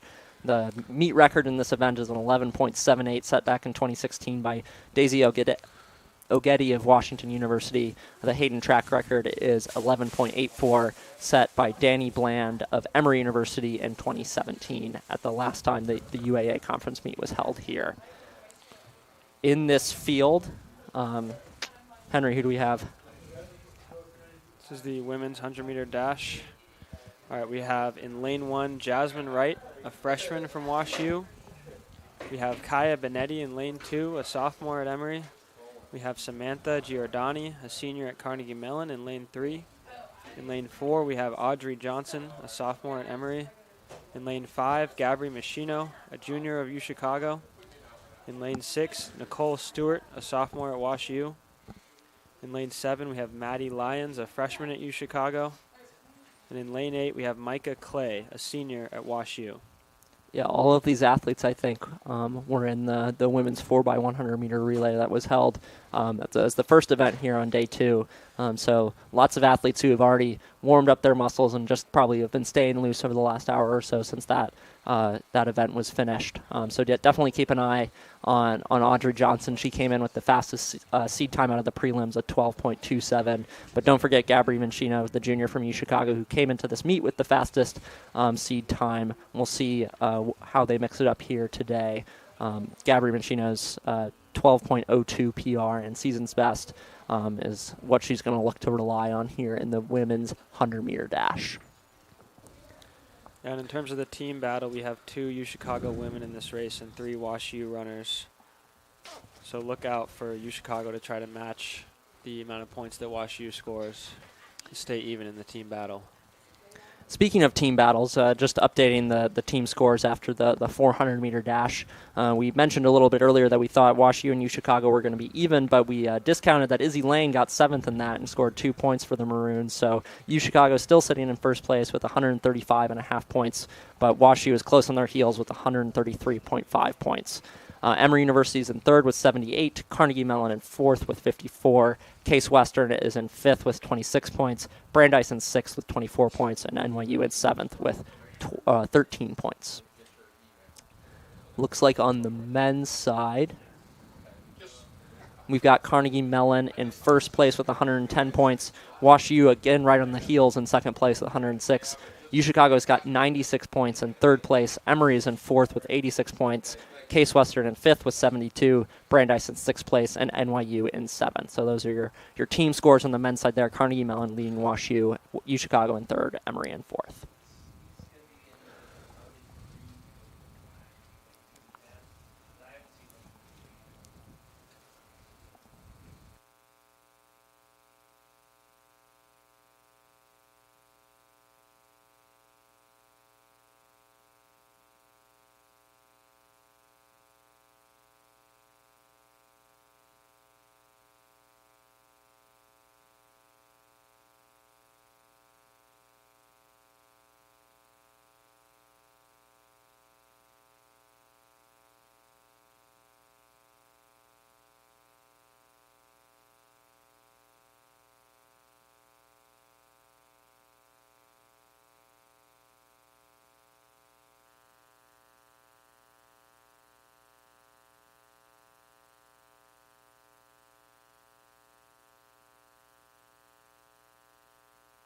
So we're getting you ready here for the final of the women's 100-meter dash. Again, we've got 8 athletes competing here. In lane 1 is Jasmine Wright. Lane 2 is Kaya Benetti. Lane 3 is Samantha Giordani. Lane 4 is Audrey Johnson. Gabri Machino is starting out of lane 5. Nicole Stewart is in 6. Maddie Lyons in 7. Micah Clay in 8. Coming into these finals, Audrey Johnson from Emory ran the fastest time in the prelims, but Gabri Machino with a 12.02 PR is definitely sitting in a pretty strong position here. She's coming out of lane 5 for the Maroons. Yeah. And one thing to keep in mind when we're looking at the times at the end is I think that there is a bit of a wind going into they're running into a bit of a headwind in this race. So we might see times a little bit slower than their PRs or their seeds, and having to deal with the wind takes a bit out of the times that they run at the end. Yeah, definitely, though. Flags at the other end of the stadium might say otherwise. We're unsure where the wind is blowing, but we've got Wright, Benetti, Giordani, Johnson, Machino, Stewart, Lyons, and Clay as the 100-meter is off. Looks like a good start from Machino in the middle, and also on the outside from Wash U. Let's see what... Oh, it's close. There are 4 athletes there. Looks like Machino in the middle is going to take it. Very close at the end there. Yeah, Gabri Machino with a 12.17 takes the championship, followed closely by Audrey Johnson, 12.18. Stewart is 12.26 in third. So that's Gabri Machino, junior from UChicago, taking the win there, followed by Audrey Johnson, the sophomore from Emory, coming out of lane 4. And I believe that's Nicole Stewart from WashU who got third there. She was in lane 6. Samantha Giordani finishing at 4th with a 12.32. Yeah, so this is a UChicago, I think. Well, we'll have to see how everything lines up, but I think UChicago, scraped together a few more points to their lead over WashU in this race. That win from Gabby Machino is a big 8 in that front, and well, everybody scores, so they'll also get some points from Maddie. Not sure what place she ended up placing, but that'll help boost them a little bit further. Yeah, Gabby Mancino, who was second in the UAA Championship indoors, getting some revenge there on Audrey Johnson, who had won that short sprint. So congratulations to Gabby Mancino on that UAA Conference Championship in the women's 100-meter dash. We're coming up now to the final of the men's 100-meter dash. I don't know who's got the sheet anymore, but Henry or Sam, who we got in this heat? Yeah, Mark. In lane 1, we have Henry Brandstatter, a freshman at Emory. In lane 2, we have Juan Perez, senior at Case Western. In lane 3, we have Miles Xavier, a sophomore at UChicago. In lane 4, we have Jackson Price, a sophomore at Emory. In lane 5, we have Matt Moore, a senior at WashU. In lane 6, we have Zion Glover, a junior at NYU. In lane 7, Jason Asare, a sophomore at UChicago. And in lane 8, we have Brett Callow, a sophomore at Case Western. Yeah, before we get to any of the times there, I think from my position here in the press box, it looks like Juan Perez swapped out his plaid pajamas for some normal sweatpants today, so love to see that, though I thought I saw him wearing the plaid ones earlier. I can't quite tell. Maybe I'm being deceived from this distance, but looks like he's taking today a little bit more seriously. Didn't just roll out of bed to show up to this meet here. But in all seriousness, lots of strong competitors here. Definitely keep your eye on Jackson Price, who's coming in with the fastest times from the prelims at 10.83, though Matt Moore, the senior from Washington University, with a 10.95. We'll be looking to see if he can stick his nose in there and upset the Emory athlete and get some points for the Bears. I think Matt Moore is coming in with the best PR of 10.71. Yeah, you'd think that, Sam, but he ran it with a 3 meter per second tailwind, so that might be some BS there. I might have to call that the fastest non-wind aided times from Jackson Price of Emory in a 10.81. So I think we're getting ready to go here. D3 wind aided is more like you have to have more wind before it counts as wind aided than in other divisions. Yeah, because the Midwest is just too windy. Interesting. Well, I don't buy it. But here we're going for the final of the men's 100-meter dash. We've got Bradstetter, Perez, Xavier, Price, Moore, Glover, Asari, and Callow here in the men's 100-meter dash final at the UAA Conference Championships.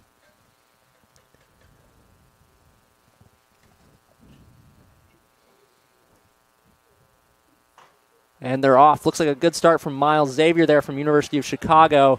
He's got Jackson Price on the ropes, but looks like Price is going to take it here at the end. Good run from Price, though. It looks like Miles Xavier might have held on for second there. We'll have to look at the times. But Jackson Price, 10.61. Miles Xavier, in fact, did get second place with a 10.87. Matt Moore from WashU, 10.93, rounding out the top 3. Looks like after that we've got Pajama Man Juan Perez, followed by Jason Asari in 6. And that's all the times will give me for now. But congratulations to Jackson Price there from Emory, your UAA Conference Championship in the men's 100-meter dash. Yeah, and Miles Xavier and Jackson Price there with an embrace at the end of that race. I wonder if they know each other or that's just friendly competition. Yeah, that 10.87 from Miles Xavier is season best. He came in ranked without a time, but actually I believe it's his PR as well by a good margin. I don't know what he ran in the prelims yesterday. His 10.96 was his PR then, and he improves on it again. So congratulations to Miles Xavier of the Maroons there, getting a couple big PRs this weekend in the 100-meter dash. Great to see from the UChicago sophomore. Yeah, we'll see Matt Moore and Jackson Price again in the 200. This has been a fun meet where they've faced off a lot. And so far, Jackson has gotten the best of Matt in the 4x1 and in the 1, but they're going to go again in the 200, and we'll see if they'll be able to, or Matt will be able to make some progress there and maybe take a championship home.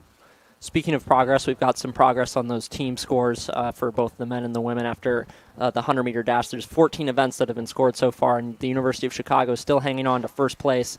They got a 5-point gap over WashU with UChicago's at 165 points and WashU has 160. So keep an eye on that team battle. It continues to be very close, though. UChicago getting a couple more points to their name in that 100-meter dash with Gabri Mancino's victory. So it's UChicago, WashU, Emory's in third place with 88 points, Carnegie Mellon in fourth with 59, then Case in fifth, Brandeis in sixth, and NYU in seventh on the women's side.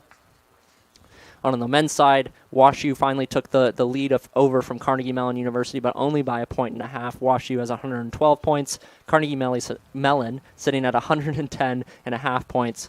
UChicago right on Carnegie's tail, though, with 108 points, only 4 points away from the lead there from the Maroons, so great showing from them. Emory's close behind in fourth with 97 points, and Case Western is sitting in fifth with 80. Brandeis is in sixth, and NYU is in seventh. So coming up next on the track, we've got the women's 800-meter run. Joining us again and replacing Sam Craig is Caitlin Van Balen, who has run a few 800s in her day, as we've discussed. So, Caitlin, how are the conditions out there for these athletes? It's about as good as you can ask for Chicago in April. Cold, as expected, but no precipitation, nothing crazy. So track's been dry. Looks to be a good day. I think we can get some fast times out here. Yeah, definitely. We've got some heavy hitters in this field, so wouldn't be surprised if we got some fast times. Just running through the field, we've got 8 runners. Starting in first position is Maya Ordonez, a senior from the University of Chicago. Danielle Schultz, a senior from WashU, is in second position. Libby Renocha from Emory University is in third. Effie Dunn from WashU is in fourth position. Annika Urban coming back, along with Effie Dunn from that 1,500-meter women's final earlier today, is in fifth position. Alicia Sarusi from WashU is in sixth. Jenna Daly from Emory is in seventh, and Melissa Fung, the senior from Case Western Reserve University, will start out of lane 8 here in the final of the women's 800-meter run. So, Caitlin, we've got earlier we saw Annika Urban and Effie Dunn battle it out over 1,500 meters. Annika Urban took the victory there over Effie Dunn. Do you think Effie's going to be coming out here with a little chip on her shoulder now, trying to get that UAA championship away from Urban, or how does Effie Dunn approach this race? I think this is probably her best distance. Probably has a slight advantage over Urban at this distance. Urban, very versatile, but has had a lot of success in the long distance as well. And Effie Dunn really has specialized in the 800, 1200 area.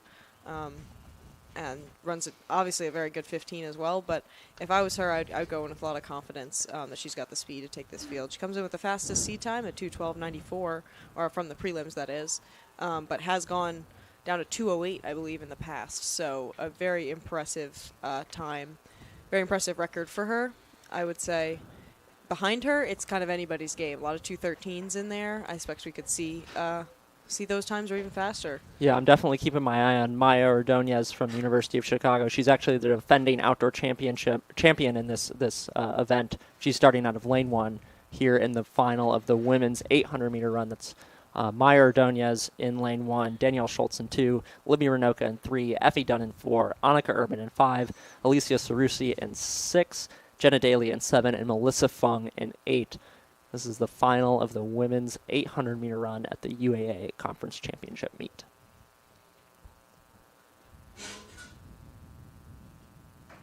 And they're off.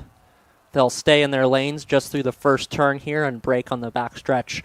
Caitlin, what kind of positioning are you trying to get here in a championship 800? I think in a championship 800, you've got to be near the top. There's just not the time in that race to catch up a bad start. So you've got to go out aggressively, but I wouldn't necessarily want to be number 1, although it looks like Maya Ordonez coming in number 1 off of her first lane position. Makes sense. Everyone else kind of cut in behind her.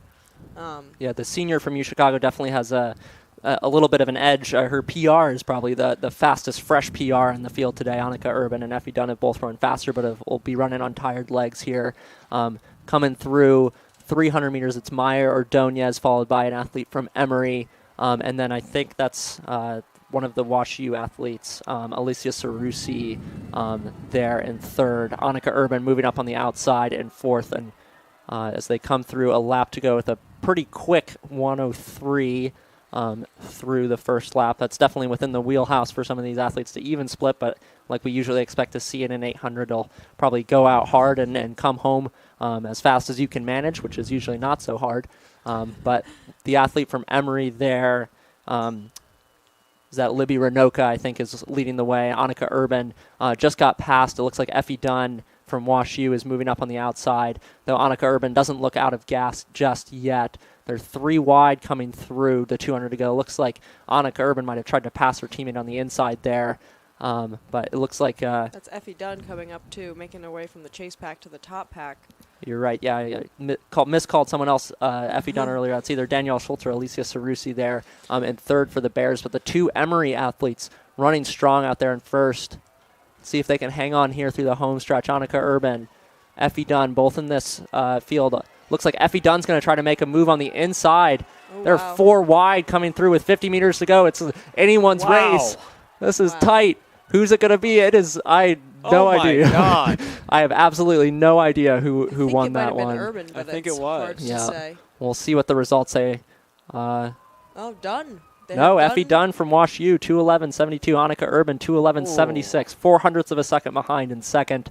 In third place, we'll go to Libby Renoka of Emory, 2:11.81 for her. That was probably as tight of a finish you'll ever see in the 800. That was I don't know if crazy I've ever stuff. seen anything like that with Yeah. 4 runners. 4 wide. So And those are some fast times, but some of them are capable of going even faster. So it just comes down to tactics on that. Everyone thinks they can make the move at the last second, but when there's 4 of you that are that good, yep. you all make it at the same time. It's hard to find your space. Yeah, we're still waiting for the 4th place runner there. We'll see how much time. It looks like just heard in the press box that you couldn't see the bib of the 4th place runner, so hopefully we'll get those results updated for you shortly. I believe Maya Ordonez from University of Chicago finished in 5th. But coming up here next is the final of the men's 800-meter run. Starting out of lane 1 is a senior from Carnegie Mellon, Leland Davies. Marcus Chima, a sophomore from Emory, starts out of lane 2.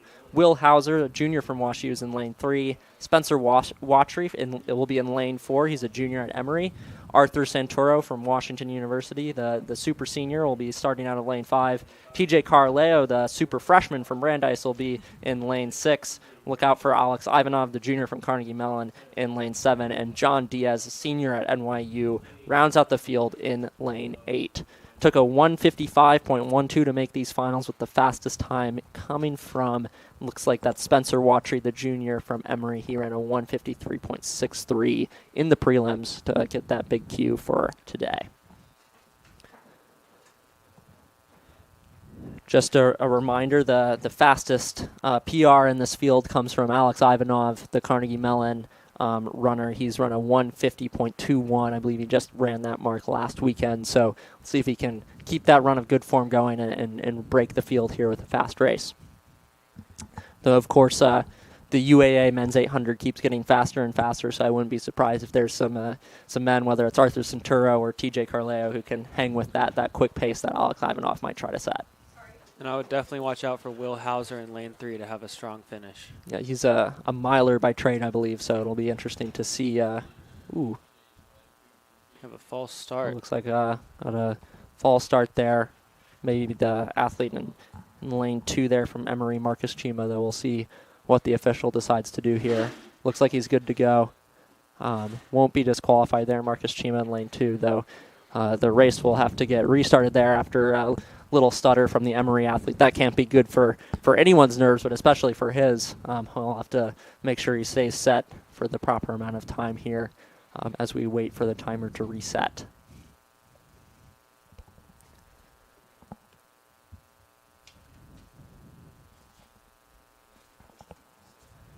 Looks like we're good to go here on the final of the men's 800-meter run. We've got Davies, Chima, Hauser, Watry, Santoro, Carleo, Ivanov, and Diaz, and they're off.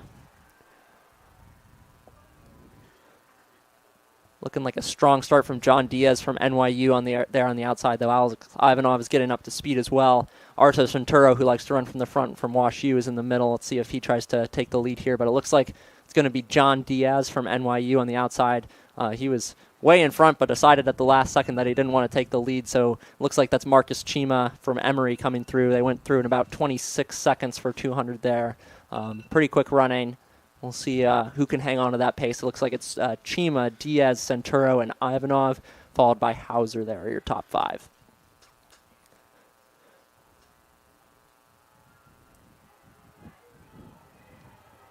I think Will Hauser's right where he wants to be, Henry. What do you think?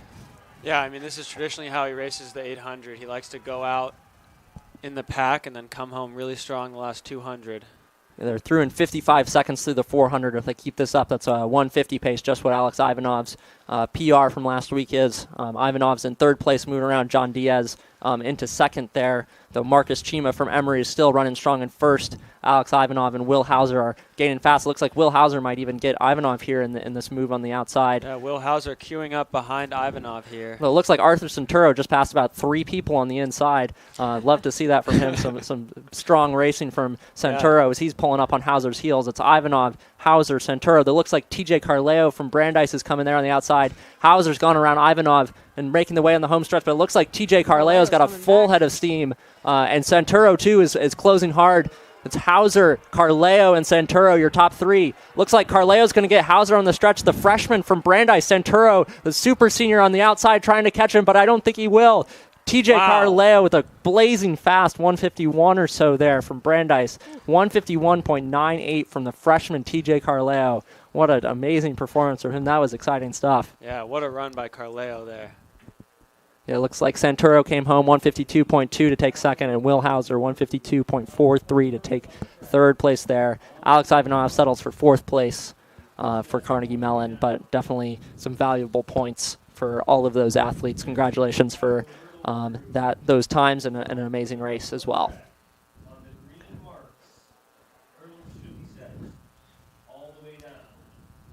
Coming up next is the women's 400-meter hurdles. The top seed in this event is Ren Brown from the University of Chicago, though I have been told that in this event we're going to have a 2-heat final.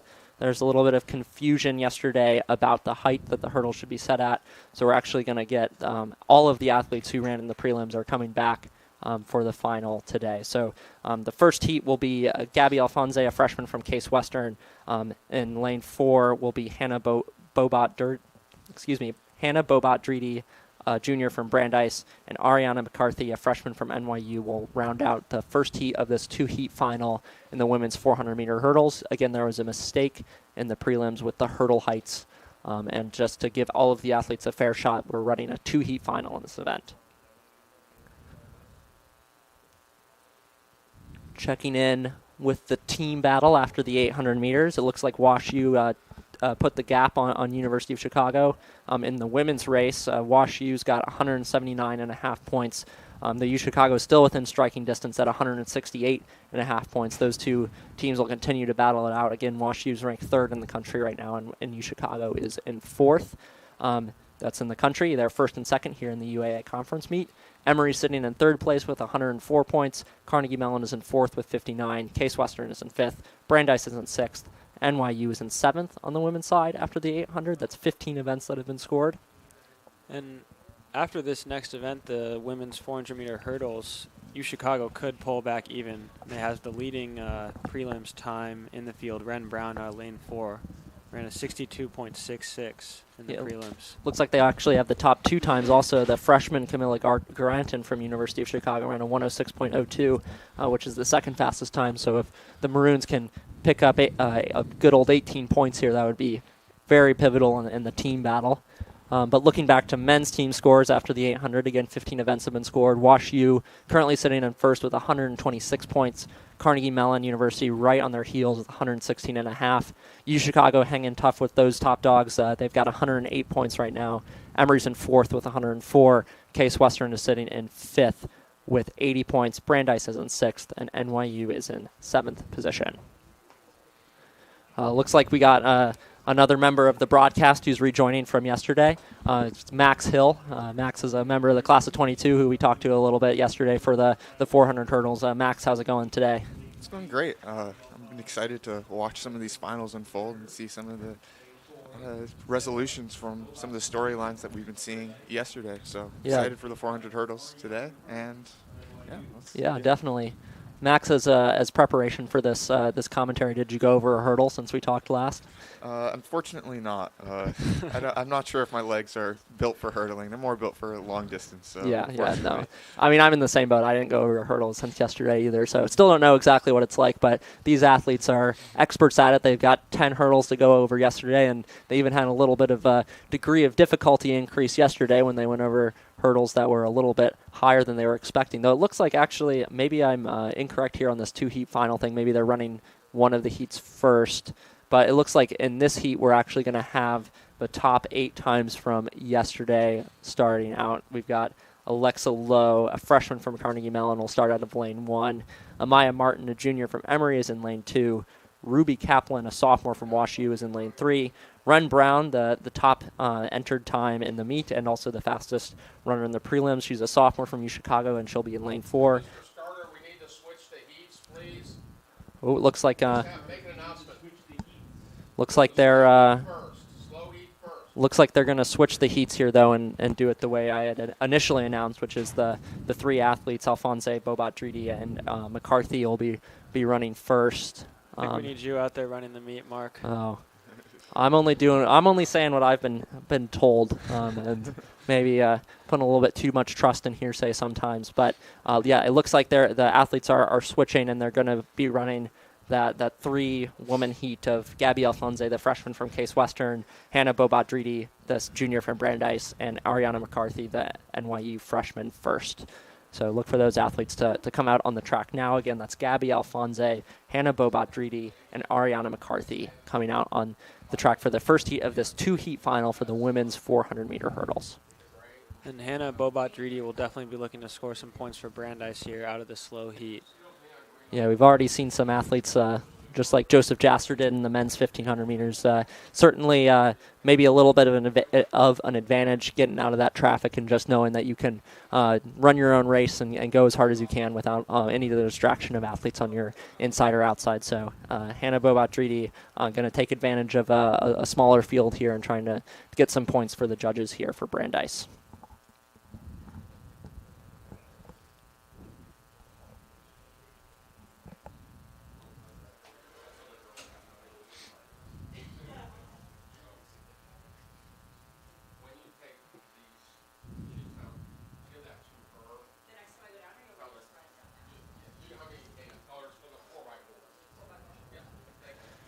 Just would like to make note, somebody, not really sure who, but they put up a sign that says trample the weak and hurdle the dead. Not really sure how inspiring that is for some of these athletes, especially on that last stretch. But they definitely will not be reading any of these signs. So, but definitely keep that in mind as you're watching this race. Trample the weak, hurdle the dead. This is heat 1 of the 2-heat final of the women's 400-meter hurdles. We've got Gabby Alphonse from Case in lane 3, Hannah Bobat-Dridi in 4, and Ariana McCarthy in lane 5 as they are off. Looks like McCarthy from NYU has a good start. We'll see if she can keep that up throughout the duration of this race with hurdles that are the correct height today. Yeah, definitely McCarthy from NYU out there in lane 5. Looks like she's leading the way, though. Hannah Bobat-Dridi of Brandeis is seeking to make up some ground after a slower start. She looks like she's pulling even with Gabby Alphonse of Case. Just looking at the time these athletes go over the hurdles to kind of get a picture of where they are. It looks like it's definitely Ariana McCarthy, the NYU freshman, running very well out there in lane 5. Well ahead of both of her competitors there. Let's see if she can hang on here with about 150 to go. Definitely still keeping good hurdle form. The pace is slowing a little bit, trying to keep those arms driving, get that lead leg out strong and straight as she's coming into the home stretch. This is Ariana McCarthy of NYU. She's pulling away. Yeah, it looks like McCarthy's got one barrier to go, and it looks like she's home clear. Let's see if she can hang on. Looks like Hannah Bobat-Dridi is going to finish second in this first heat of the women's 400-meter hurdles, but that's Ariana McCarthy from NYU taking the first heat in 70 seconds, .28. Good run from McCarthy there. She ran a 120 in the prelim, so 10 seconds faster. Oh. Well, okay, there we go.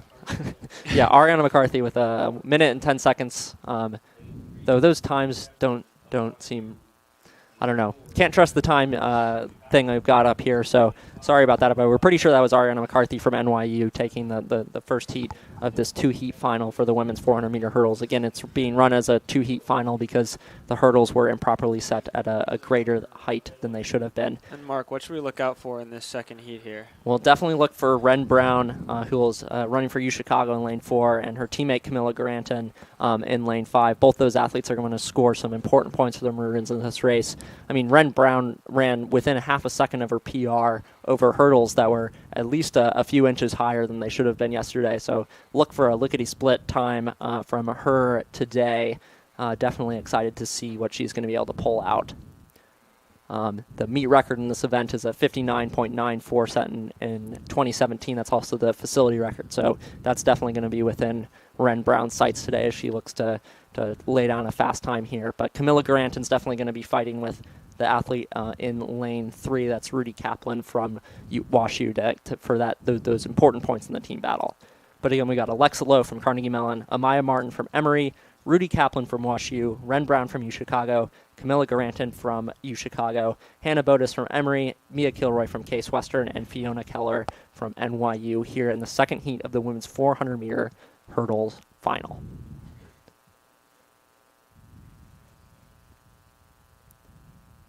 And they're off. See if Ren Brown gets a fast start. It looks like she does, but Camilla Grant and her teammate on the outside also did. Looks like the Emory athlete, Hannah Bodis, is not messing around as well. She's out like a shot out of a cannon here. Looks like she might actually be the leader right now. Hannah Bodis and Ren Brown look about neck and neck, though it's hard to say. Camilla Granton's looking to make up some ground in the second half of this race, but it looks like Ren Brown and Hannah Bodis are your two leaders going in with the 200 meters to go. It looks like Hannah Bodis actually has a lead on Ren Brown here. Let's see if Ren can track her down from the outside. That's Hannah Bodis and Ren Brown. Camilla Garanton and Rudy Kaplan from UChicago and WashU will fight it out, but it looks like it's those two right now. Ren Brown, Hannah Bodis. They're pretty much neck and neck. Ren Brown hits that hurdle, but comes into the home stretch with a step or two advantage. Let's see if she can hang on to it here in the home stretch. That's Ren Brown, Hannah Bodis. Looks like Ruby Kaplan from WashU is hanging on to a strong third place. Camilla Garanton's going to look to hang on to fourth for UChicago, but it's Ren Brown going to take this event. Running about 63 seconds. Hannah Bodis from Emory takes third, and Ruby Kaplan from WashU, Hannah Bodis takes second, and Rudy Kaplan takes third place here. So Ren Brown's running a 63.23, Hannah Bodis 64.86, and Ruby Kaplan with a 65-second run there.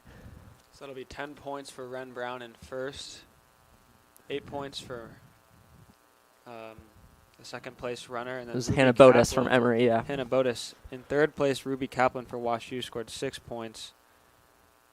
So I think the team battle will once again be pulled pretty close with the UChicago runners getting first and fourth there. Yeah, definitely a pretty important points for the Maroons there. Try to get you updated on those team scores as soon as they're up. But in the meantime, we've got a one-heat final for the men's 400-meter hurdles. These hurdles were set at the correct height, so we're only running a one-heat final today. Henry, who do we have in this event? Yeah, so for the men's 400-meter hurdles, we have in lane 1, Pierce Boucher, a senior at Case Western. In lane 2, we have Dylan Lane, a junior at WashU. In lane 3, a freshman, Josh Bates of Case Western. In lane 4, we have Andrew Ray, a sophomore at UChicago. In lane 5, we have Andrew McGovern, a junior at Carnegie Mellon. In lane 6, we have Ori Slotke, a junior at Brandeis. In lane 7, Yusuf Shaban, a junior at Case Western.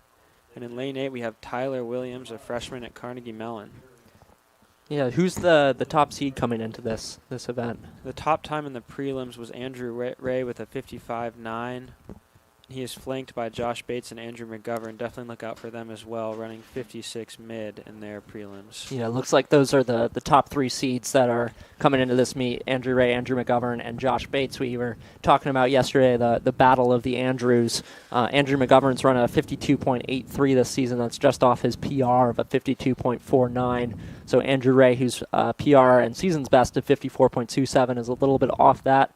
But Andrew's definitely had a good run of form. He's already won the 100-meter hurdles earlier today. So we'll see what he can do here in the 400 meters. So Ray in lane 4, McGovern in lane 5, looking to establish themselves as not only the best hurdler in the UAA, but the best hurdler named Andrew.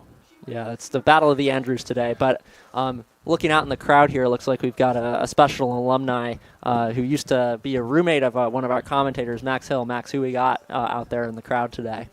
I believe it's Ralph. So a great roommate, great guy. I love seeing all of the alum who have come out to this meet and are really making their presence known, both on the track and off it. So it's great to see so many familiar faces. Yeah, Ralph's beard is looking good as always, so great to see that. Yeah, But yeah, the Battle of the Andrews. Max, do you have a pick between Andrew McGovern from Carnegie and Andrew Ray of UChicago? you got to go with the hometown favorite, of course, right? I ran with him last year, and it's always a pleasure seeing him, regardless if it's the hurdles or on the 4x4 legs. He's just a force to reckon with in some of these races, and you can tell that just based off of the amount of races he's running and the different qualities of these races, that he's a really special athlete, and I gotta go with him. Yeah, just like we were talking about earlier, Michael Hahn's force to be reckoned with on the track, but a great guy, and the same can be said of Andrew Ray. Ran a couple relays with him my senior year, and definitely great guy, great teammate, though scary to receive the baton from is Andrew Ray. Yeah, and it's just incredible that these athletes can run 55, 56 seconds for a 400 over hurdles. I would love to see me and Max in this race without hurdles. See how we could do. Yeah, that would be that might be pretty sad to see from up here in the commentator's booth. Though, just so you know, Andrew Ray does have a UAA championship under his belt already today. He won the 110-meter hurdles. And Andrew McGovern, I don't know if he's run today, so he might be coming in fresh. I think that's true. But Andrew McGovern's an 800-meter guy. When the 400-meter is not contested indoor, he'll step up to the 800-meter distance where he's found a good degree of success. Andrew McGovern was 6th in the NCAA Indoor Championships meet, so All-American in that event. He'll look to put that 800 strength to good work here in the final of the men's 400-meter hurdles. We've got, in this event, it's Pierce Boucher, Dylan Lane, Josh Bates, Andrew Ray, Andrew McGovern, Ori Slotke, Youssef Shaban, and Tyler Williams competing here in the men's 400-meter hurdles. This is the final at the UAA Conference Championship meet. Keep your eye on Ray in 4 and McGovern in 5. And they're off. Let's see who gets a good start here. Looks like they're all about even. We got the pink-haired Josh Bates coming back in lane 3. He had a good start. But Andrew Ray and Andrew McGovern are just about neck and neck. It looks like Ray might actually have the advantage over McGovern here. Though that's Josh Bates with the pink hair and from Case Western, who's looking really good in the inside in lane 3. He looks like he might be the leader right now. Let's see if anyone can respond here in the second 200. Looks like Andrew Ray and Andrew McGovern are both pulling back up about even with Bates. It looks like it's those three coming in with about 150 to go. That's Josh Bates, Andrew Ray, Andrew McGovern. Looks like Andrew McGovern and Andrew Ray are about neck and neck here coming into the home stretch. McGovern's got a bit of an advantage on Ray. Let's see if Ray can close hard. McGovern's got those fresh legs. Looks like he's going to put those to good use. Ray stutter steps over that last one, and Josh Bates is struggling hard. It looks like the Wash U athlete's going to get third, but it's Andrew McGovern, Andrew Ray, and then coming in third place, that must be Dylan Lane from Washington University. Andrew McGovern with a 53.7.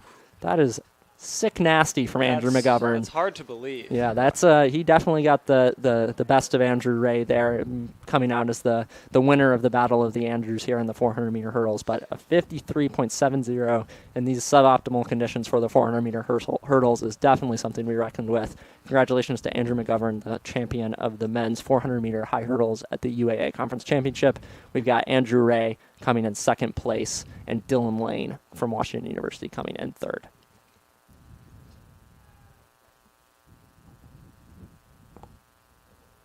Just to update you on the team scores, we've got 16 events scored after the 400-meter hurdles. Wash U is still in first place with 185.5 points, though right on their tail is University of Chicago with 183.5. This is a great team battle between the third and fourth ranked national teams. Like, this is just great stuff from both of those, back and forth, event by event, just keeping track. Every point matters for these two teams. Great stuff from both of them. That's on the women's side, correct? Yeah, that's the women's side. Wash U women winning right now with 185.5 points, but University of Chicago just 2 points behind at 183.5. Emory sitting in third place with 114.5 points. Carnegie Mellon is in fourth. Case Western is in fifth. Brandeis is in sixth. NYU is in seventh. And it looks like we've got the men's scores updated too. We've got Wash U in first with 132 points. Carnegie Mellon still right on their tails, just 2.5 points behind with 129.5 points. University of Chicago's hanging on to that third place right now with 116 points. Emory's in fourth with 104. Case Western is in fifth with 91. Brandeis is sitting in sixth place, and NYU is in seventh. This is a tight battle on the men's side, kind of surprising to see. I know we were expecting Wash U and Carnegie Mellon to go after it, but to see U Chicago and Emory so close is exciting stuff as well. Yeah, we have 3 teams between around 130 and 100 points here with 3 events to go. Just makes these last events so much more key in terms of the team battle. It's not just going to be these individual athletes competing for their titles in the upcoming 200 and 5K races, and as well as the 4x4, but they're also going to be competing for their team and looking to earn valuable points in both the men's and women's team races. Yeah, just to clarify, I'm not sure how many field events we have left to go, but we have 3 events on the track left. That's the men's and women's 200 meters, the men's and women's 5K, and the men's and women's 4x400 meter relay. So definitely some really, really close races on both sides between Wash U and Carnegie on the men's side and Wash U and U Chicago on the women's side. Every point matters for those teams, and as well as the teams sitting in third and fourth place who are close behind and trying to get a podium finish here at the UAA Conference Championship. So great stuff to see from all of these athletes today. It's going to be a close one on all sides. Love to see that here at our conference meet. But coming up next will be the final of the women's 200-meter dash. The UAA record in this event was set in 2017 by Daisy Ogeti from Washington University. She also has the Hayden Track Facility record. That's a 23.99, so just under that 24-second barrier. I don't know how magical that barrier is for a 200 runner, but it seems like that is very, very, very fast. So that is going to be a tough record to beat today, especially in some suboptimal conditions. But in this field, in lane 1, we've got Maddie Lyon. She's a freshman from the University of Chicago. Kaya Benetti is in lane 2. She's a sophomore from Emory University. Lauren Gay from Wash U, who we saw a little bit earlier, I believe in the 100 and the 4x1, is coming back to contest the 200 meters for Wash U. She'll be in lane 3. Samantha Giordani from Carnegie Mellon is in lane 4. Nicole Stewart, a sophomore from Washington University, is in lane 5. Audrey Johnson from Emory is in lane 6. Jasmine Wright, a freshman from Wash U, is in lane 7. And rounding out your field is the women's 100-meter dash champion, Gabri Mancino, the junior from U Chicago. So lots of people to keep track of in this field. Max, are you looking for anyone in particular in this women's 200-meter dash final? I think the front runners, Samantha Giordani and Nicole Stewart, that's going to be a battle to watch. Only separated by 0.02 of a second in the preliminary battle, so going to want to really check that out and see who can come out on top in this combined final. So really looking forward to that. And as I've already said, the team battle is also something to look forward to here. So seeing how many points Wash U can rack up in this race will be. Yeah, definitely something to keep track of. Just to note, it looks like Samantha Giordani's coming in with the fastest PR in the field, and she has a 24.04 to her name. She also won the UAA indoor meet over Lauren Gay of Wash U, who's got a 24.41 wind-aided time to her name. She was second at the indoor meet, though it looks like Lauren Gay was actually All-American in the NCAA indoor meet back earlier this year. She finished 8th in the 200 meters. Lauren Gay also has a very impressive history at the UA conference meet. In addition to her second place finish in the 200 this past year, she also finished 5th in the 60-meter hurdles. And outdoor last year, she had a first place 100-meter dash title to her name, as well as a 4x1 title, in addition to the second place in the 200 and the 100-meter hurdle. So definitely an accomplished runner there. Lauren Gay from Washington University. She'll be starting out of lane 3.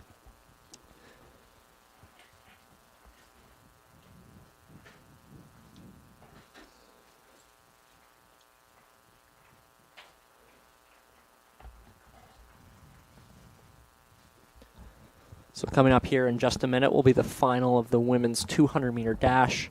Again, we've got Lyons in lane 1, Benetti in 2, Gay in lane 3, Giordani in 4, Stewart in 5, Johnson in 6, Wright in 7, and Gabri Mancino will round out the field in lane 8 for the Maroons.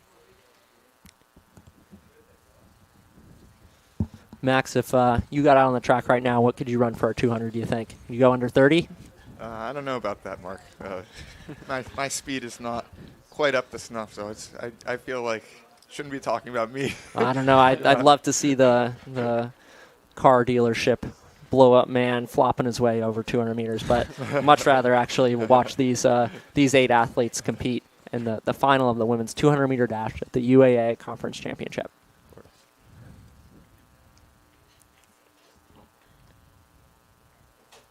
And they're off. Tough to see you got a good start, but it looks like Samantha Giordani's already made up the stagger on her inside. Lauren Gay is looking to stay on her heels after that fast start. Looks like Nicole Stewart from WashU is struggling to stay up with Samantha Giordani, but Lauren Gay is giving her chase for sure. It looks like Lauren Gay is going to have a good last stretch, though. That's Nicole Stewart coming up in the middle for WashU. WashU looking to have a very strong finish there. They got 1-2 for WashU. That's looks like Nicole Stewart and Lauren Gay for the Bears. Lauren Gay running 25.3, and her teammate Nicole Stewart running 25.35. Samantha Giordani settles for third, 25.62, scoring 6 points for the Tartans there.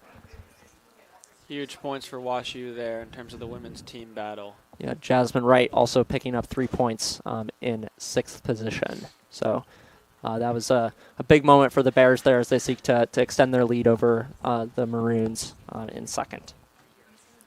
Chicago does have 4 runners coming up in this women's 5,000, so maybe they could make up the points there.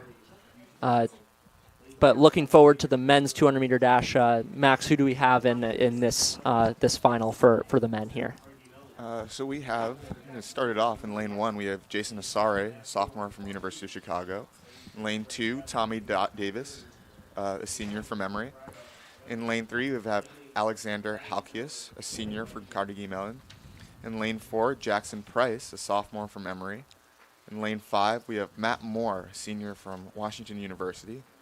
In lane 6, we have Brett Calla, a sophomore from Case Western. In lane 7, we have Sam Ryba, a sophomore from Emory. And to round out the field, in lane 8, we have Zion Glover, a junior from NYU. Yeah, definitely happy to see Jason Asari from UChicago in this field. He comes in seated in the 14th 200 in the UAA, and he's up here or actually the 27th fastest time in the UAA, and he's stepped up his game here at the conference championship and made the final. So love to see that from sophomore Jason Asari. Jackson Price, however, from Emory is going to look to have another impressive performance.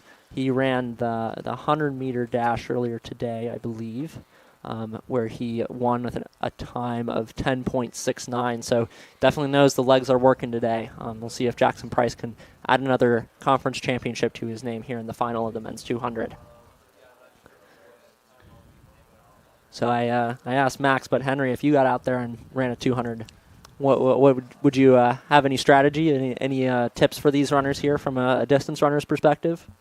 From a distance runner's perspective, just make sure to pace yourself that first 100 so you have something left for the second. Yeah, I mean, 200's a long event, so just want to make sure you have something left for the last little bit there. I remember I ran a few 200s in high school, and the only tip that I had was that you got to kind of move your arms in a weird way on the turn to kind of keep yourself moving in the right direction. You don't want your arms to be carrying you straight forward, but I don't know if that was worth anything.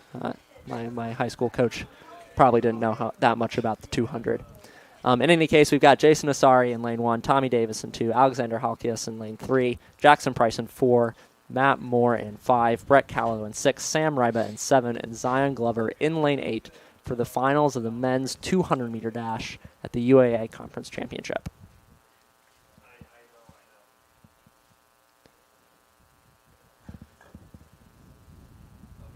Lights out and away we go here. Looks like a good start for Jackson Price, though Matt Moore from WashU also had a good start. Let's see if they can bring that momentum across into the home stretch. Jason Asari hanging tough in lane 1, but it looks like it's Jackson Price. And on his inside, it's Alexander Halkias from Carnegie Mellon strongly in second. Let's see if Matt Moore can hang on to third for Wash U, but Jackson Price winning the 200-meter men's championship, getting the double crown at 21.63. That's a little bit faster than he ran in the prelims. Alexander Halkias finishing in 3, and Matt Moore hangs on to third place for Wash U there. Sam Riva from Emory is finishing in 4th, Brett Callow in 5th, and it looks like Jason Asari with a 22.61 finishes in 6th, coming all the way into the 6th of the UAA Conference Championship after entering the meet with the 27th fastest time in the UAA. Congrats to Jason. That was a great performance from him. Yeah, Jackson Price just having an exceptional meet so far, winning the 100 and the 200 here. Yeah, and don't forget the Jackson Price anchored the Emory to a winning 4x1 as well. So he's already got 3 conference championships today, does Jackson Price. Let's see if they are mean to him and throw him in the 4x4 as well, see if he can collect that 4th championship. But great running from Jackson Price today from Emory. Love to see that kind of class here in the UAA. Just to update you perhaps on the team scores if they're updated for me. Let's see. No update on the team scores yet, so we'll move into the women's 5K.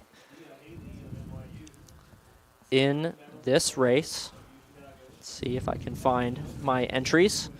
In this race, we've got 23 athletes. This is the final. There were no prelims for the 5K, and all the athletes are certainly thankful for that. But starting out of lane 1 is Katie Rector. She's a freshman from Washington University. In second position is Lysel Sherrar, a sophomore out of Emory University. Kira Olson from Wash U, who we saw last night in the 10K, is starting in third position. Catriona Briggs, a freshman from Brandeis, starts in 4th. Zada Ford, a sophomore from Brandeis, starts in 5th position. Vivian Kane starts in 6th. Katie Lyon, a junior from Brandeis, starts in 7th position. Claire Hu, a senior from Emory, who I also saw in the 10K last night, starts in 8th position. We've got Lucy Gott, a freshman from NYU, starting in 9th. Catherine Phillips, a senior from Case Western, starts in 10th position.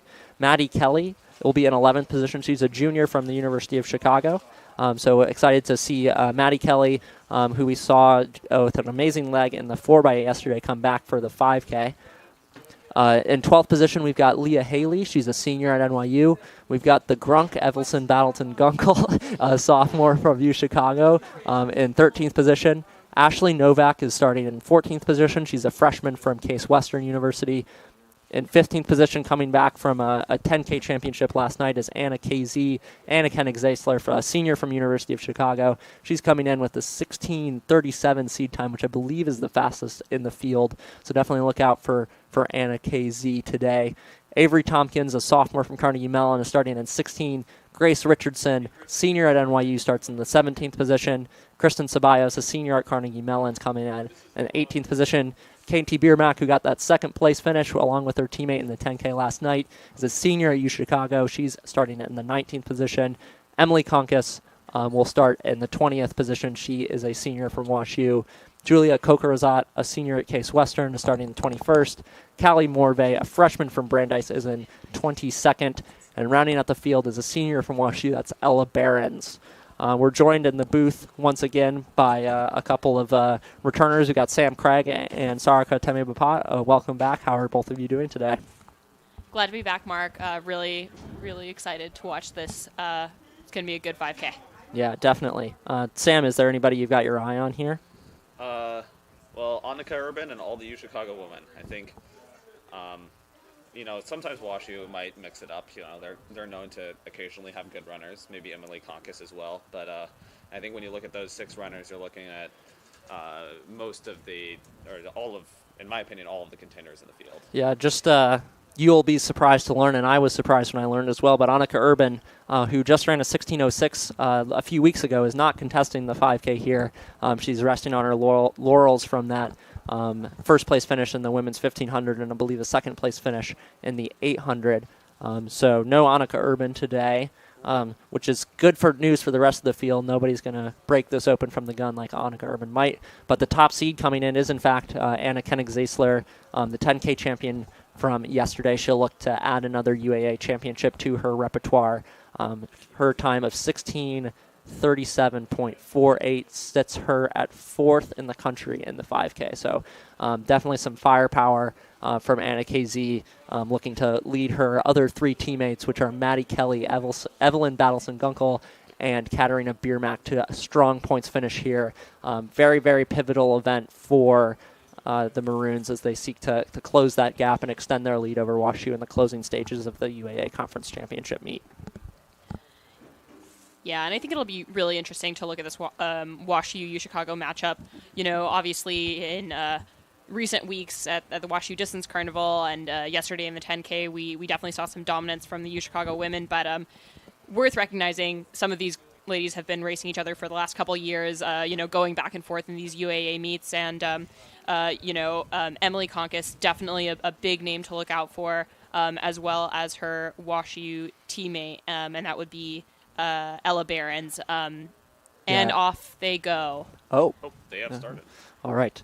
Looks like, just to keep you updated on, Maddie Kelly from University of Chicago is the 3K champion indoors, and it looks like we've also, I think we have the 5K champion. No, Annika Urban won the 5K indoors, so our top returner from the indoors is Ella Behrens from WashU. She got second at that indoor 5K, so be interested to see how they run this race, though. It looks like Evelyn Battleson-Gunkel from University of Chicago is taking it out and content to run a pretty easy pace here at the beginning as they come through the first 200 in just about 42 seconds. Doing some quick math, I think that's 5:28 pace, though maybe one of my my math friends will tell me a little bit more accurately than that. Yeah, that'll come out to a 17:30. Okay. Yep.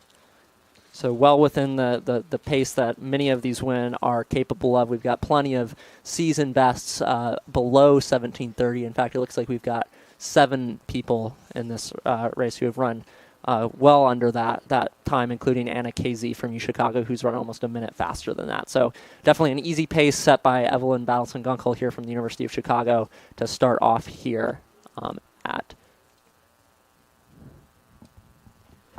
Yeah, it's looking pretty comfortable for these ladies. We're starting to see Anna KZ maybe working her way up, giving her teammate a little support, 2 behind her right now, but looking to see some of those bigger names kind of work their way to the front towards the later stages of these races, but definitely it looks like everybody's kind of content to sit with the pack right now. Yeah, definitely going to keep my eye on Maddie Kelly, who's got looking a little bit like Darth Vader out here with the black tights and the black long sleeve.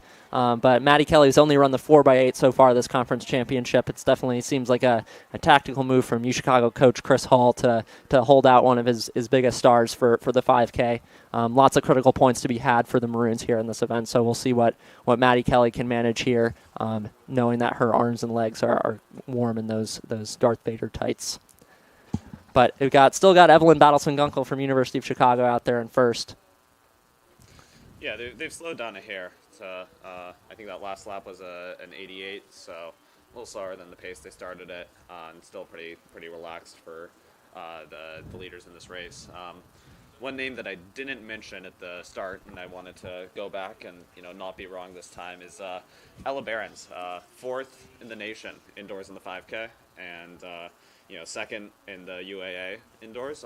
Those surprisingly line up pretty well. She will look to win this race or be in the top among the top finishers. I think Maddie Kelly has been running a little stronger this year than Ella Behrens, but she's still definitely one of the top distance runners in the UAA, and will look to give Maddie and the other Chicago runners, as well as her teammate Emily Konkis, a run for the top spot. Yeah, there's definitely a lot of All-American talent coming in to this event, more so than most of the events here. In addition to Ella Behrens' 4th place finish in the 5K, Anna KZ finished 3rd in the 5K indoors. It looks like Maddie Kelly got 2nd in the 3K and 2nd in the DMR. Evelyn Battleson-Gunkel was in the finals of the 1500 or the mile indoors. And in addition to that, we've got Emily Konkis, double All-American indoors with 5th in the 3K and 1st in the DMR. So, and don't forget KT Biermack, who got 5th in that 5K indoors. So lots of all-American talent across the events here, as it looks like Anna KZ has taken over the lead from Evelyn Battleson-Gunkel there. Evelyn's still hanging on to second place, and we've got a pack of about 7 runners there who are hanging on, and a few others within striking distance as well. Looks like Evelyn's happy that Anna took over the lead, but content to just stay on her shoulder from now and conserve that energy. Yeah, and it looks like just about a lap ago we even had a little bit of pushing and tripping around that 200-meter mark. I think while a lot of these athletes are kind of content to stay at this relatively relaxed pace, I do think there's a fair bit of anxiety, especially knowing a lot of the star power in this field. It looks like, there's one Carnegie runner in particular that might be Avery Tompkins, who was sort of hanging off the shoulder of that top pack and maybe looking to make a move as the hammer starts to drop. Yeah, we've got 2 NYU runners up in 3rd and 4th also. That must be Grace Richardson and Vivian Kane, I think, who are up there for the Violets. And we got a couple other NYU athletes in that pack. Must be Leah Haley and Lucy Gott rounding out the 4 NYU athletes up there contending. So definitely lots of firepower for the Violets there.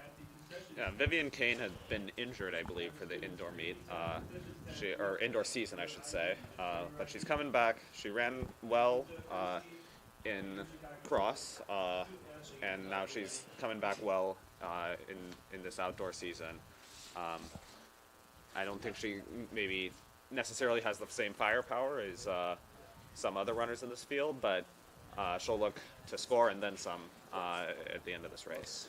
Yeah, so it looks like, speaking of cross-country, we've got, we're missing Annika Urban, who I believe won the UAA cross-country meet, but Emily Konkas got second in that meet. Anna KZ was third, and it looks like Grace Richardson was fourth at the UAA conference meet, as well as finishing 37th at Nationals. So she is definitely an athlete to keep an eye on.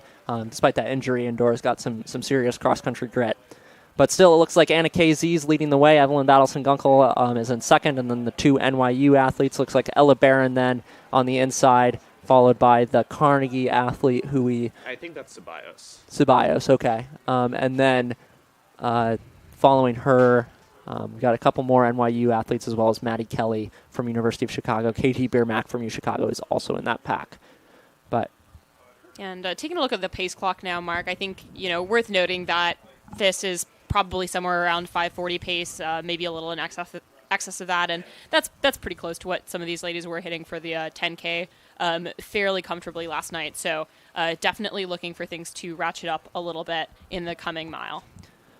yeah, definitely Anna KZ, no stranger to the lead. She led a large share of the 25 laps yesterday in that 10K, so she's definitely had lots of empty space in front of her, and we can know from that 10K that she can hang on, and she's mentally tough enough to handle those leading duties.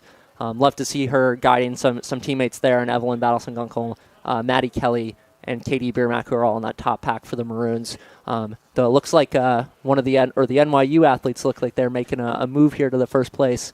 Evelyn Battleson-Gunkel goes right on by him.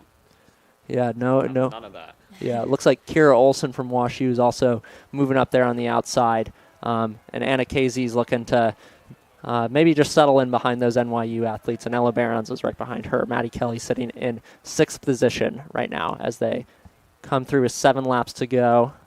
I'm curious about the strategy from the NYU ladies, especially seeing as, we've got that star power in the top 5 between UChicago and WashU. Wondering why or what they might be thinking in terms of, pushing this pace or trying to ratchet it down early. In my mind, I was kind of wondering if UChicago was making a mistake taking it out this conservatively and maybe giving some of those other runners in this lead pack a chance to hang on and then outkick them at the end. But it looks like it's actually some of those other NYU runners that are getting antsy a little early in this first half of the race. Yeah, but definitely worth noting that in that top pack, we still have 4 University of Chicago runners: Evelyn Battleson-Gunkel, Anna KZ, Maddie Kelly, and Katarina Biermack. 2 WashU, or it looks like 3 WashU runners now that Kira Olson from WashU is connected, along with her teammate Ella Barons and another athlete who I can't quite identify right now, in addition to those 2 NYU athletes who are in that top pack. The pace has cranked down a tad. I had about an 81 on that last lap. That might have been a little optimistic. It's hard to get these paces from the press box, but that's more like 17 flat pace. Still very manageable for these for some of these runners at least. But this will be they'll be feeling this a little bit more than the 86, 87 splits they were running a little earlier in the race. Yeah, definitely interesting to see how those athletes at the back of the pack responded. I saw little gaps between Katarina Bierback and Kira Olsen just a minute ago. Both those athletes are coming back from the 10K, so let's see how long they can hang on to the pace here. KT Bierback does certainly a tough runner, so we'll see what she can manage here. But it's still Evelyn Battleson-Gunkel leading the way in front of the two NYU athletes there. Anna KZ sitting comfortably in fourth, just in front of Ella Behrens and Maddie Kelly. Evelyn Battleson-Gunkel is a wonderful story of really jumping from, not doing much on the track or in cross for her first seasons here, and then all of a sudden, from her hard work and training with her teammates, she's now a nationally competitive athlete. She was named, I think, the most improved woman in Division III by the Stride Report this track season, or for indoor track, and that was well deserved to go from, a couple of 800s to one of the best 5K runners in the country. Yeah, she's currently sitting at 8th in the country in the 5K as Evelyn Battleson-Gunkel currently leading the way here. We've got 4 UChicago runners in that top pack: Evelyn Battleson-Gunkel, Anna KZ, Maddie Kelly, and Katarina Biermack. We got 3 Wash U runners, Ella Behren and Kira Olsen among them, in addition to the 2 NYU runners. We're pretty sure one of them is Grace Richardson and the other one might be Vivian Kane, though can't quite say for sure. So Emily Konkis is probably the other Wash U woman in there. Yeah, that'll be Emily Konkis, Kira Olsen, who we saw last night, and Ella Behrens in the top pack there. And those last few splits, they've stuck at that 81, 82 range, so closer to 17 flat. Still, that's still feeling manageable for these athletes who have run 1630, 1640. They're okay with 17 flat, and they're going to be kicking hard at the end. But, you can see that they have pulled away from a big chunk of this field running that pace. Yeah, it looks like they've got 9 athletes in that pack, so all the points will come from there. We'll see who can hang on for those point-scoring positions. Katarina Biermack and Kira Olsen are currently in the 8th and 9th position, I believe, if I'm counting correctly. But Evelyn Battleson-Gunkel in first position for the University of Chicago, followed still by the 2 NYU athletes who are pretty sure are Grace Richardson and Vivian Kane. Anna KZ is in 4th place. Maddie Kelly just moved past Ella Behrens into 5th. Emily Konkis is following her teammate in 7th position. Katie Biermack is in 8th, and Kira Olsen in 9th. As they cross the line with 4 laps to go to 11:53. Sam, what kind of pace are we looking at for that? I don't know about the overall pace. That was another 82. 82? Yeah, so sticking around that 17 low pace, I think they're going to start cranking a bit. How do you think they're going to approach this last mile, Sarika? I think we're starting to see some, lengthened strides, definitely a little bit more cranking in the arms. Everybody still looks smooth, and, as we've said, I think this is within a pretty normal pace to average for a lot of these athletes, but it definitely starts to hurt more, I think, sometimes when you're approaching the last stages of a race and those last couple laps are going to be really, really hot. So I think at this point it's just about, staying calm, not freaking yourself out before it really gets going, and making sure you're in the mix when it does. It looks like it's still Evelyn Battleson-Gunkel in first place, though. Grace Richardson from NYU is moving up on her shoulder. Looks like Anna KZ and Maddie Kelly snuck past Vivian Kane into those 3rd and 4th positions. So coming into the home stretch here, we'll see what they can manage. We still got Katie Biermack and Kira Olsen hanging on the back, the 2 runners returning from the 10K, along with Anna KZ from UChicago. So looking for all of those athletes to crank it up here as we enter 3 laps to go. Still Evelyn Battleson-Gunkel in first position. Another injection of pace. They're down to an 80. I think that's 1640 pace. So that's now we're talking about a pace that most of these athletes cannot maintain for a 5K. But they don't have to. It's just a 1200 left, and I'm guessing they're gonna keep cranking down until this last lap. Yeah, the first 8 are still looking strong, though. Looks like there's a little gap between KT Biermack and 8th. It looks like we have a foul. Maddie Kelly just fell. A trip in that pack. Let's see if she can reconnect here. That's not a good sign for the Maroons, who are looking for Maddie Kelly to score a lot of points here. It looks like Maddie Kelly's going around Kira Olsen, though, back into 8th position. Let's see if she can reconnect with that pack and conserve some energy there. That was a fall from Maddie Kelly. Looks like she got tripped up a little bit. But it looks like a Wash U runner has taken the lead from Evelyn Battleston-Gunkel. I think that's Looks Emily. like that's Emily Conkus. And definitely a lot of history with these ladies racing in the UAA championships. Emily Conkus having taken the title, or having won a pretty tight race against Katie Biermack and Anna Koenig-Ziesler in the 5K indoors. So definitely a lot of history on the line here. 2 laps to go. It's Emily Conkus, Grace Richardson, Evelyn Battleston-Gunkel, Anna KZ, Ella Behrens, Katie Biermack, and then Maddie Kelly has reconnected in that 8th position. It looks like Kira Olsen's fallen off that pack just a little bit. But Emily Conkus leading the way with 2 laps to go. Sarka, is it ever a good idea to be kicking home in front of after running a slow pace in a 5K at 2 laps to go? Would you want to be anywhere else but first? I think it's if you don't start kicking at 800, you're not going to start kicking. Looks like Evelyn Battleston-Gunkel has taken the lead again. Unsurprising, given her mid-distance background, that she'd be comfortable going a little more aggressively in the latter stages of this race when the pace starts to get really hot. And it looks like Maddie Kelly's coming around from the back for the lead again. So really starting to see things heat up in this last 600 meters. Yeah, we got a U Chicago 1, 2, 3, 4 here with Evelyn Battleston-Gunkel, Maddie Kelly, Anna KZ, and Katie Biermack. We'll see what Emily Conkus has to say about that. Ella Behrens is hanging on, and Grace Richardson is just off. But Maddie Kelly, who fell about a lap and a half ago, is leading the way here as we approach the bell. It's Maddie Kelly, Emily Conkus, Evelyn Battleston-Gunkel, Katie Biermack, Ella Behrens, Anna KZ. Lots of arms up, lots of jostling here as they battle for position. A lap to go in the women's 5K. Lots of team points on the line here.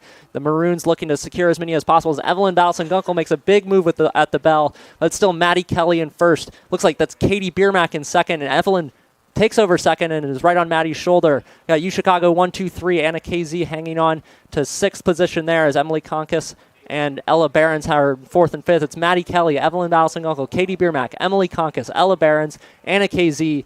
Maddie Kelly extending her lead down the back stretch. Going at the 400. Oh, it's Ella Behrens. Ella Behrens is moving fast on the outside. Sorry to cut you off, Sam. Ella Behrens moves from 5th to 2nd. Right on Maddie Kelly with 200 to go. Evelyn is in 3rd place still, and it's Emily Conkus in 4th. Katie Biermack hanging on to 5th place. Anna KZ in 6th. Oh, this is exactly what we saw in the 5K indoors at Brandeis this winter. Ella Behrens with a big kick, and then her teammate Emily Conkus coming around her again. Classic matchup, Maddie Kelly and Emily Conkus duking it out for the lead, but it looks like Maddie's going to hold on. Maddie Kelly, after falling with 3 laps to go, is going to take the UAA Conference Championship. Emily Conkus is going to get 2nd. Ella Behrens will hang on for 3rd place. Evelyn Battleston-Gunkel and Katie Biermack will split 4th and 5th. Anna KZ hangs on for 6th place for the Maroons there. Maddie Kelly, 16:59, despite a fall. A very impressive run for the Maroons junior there. Maddie Kelly is your UAA Conference champion in the women's 5,000-meter run. Congrats to her. Sarika, what did you think of that finish there? That was pretty wild.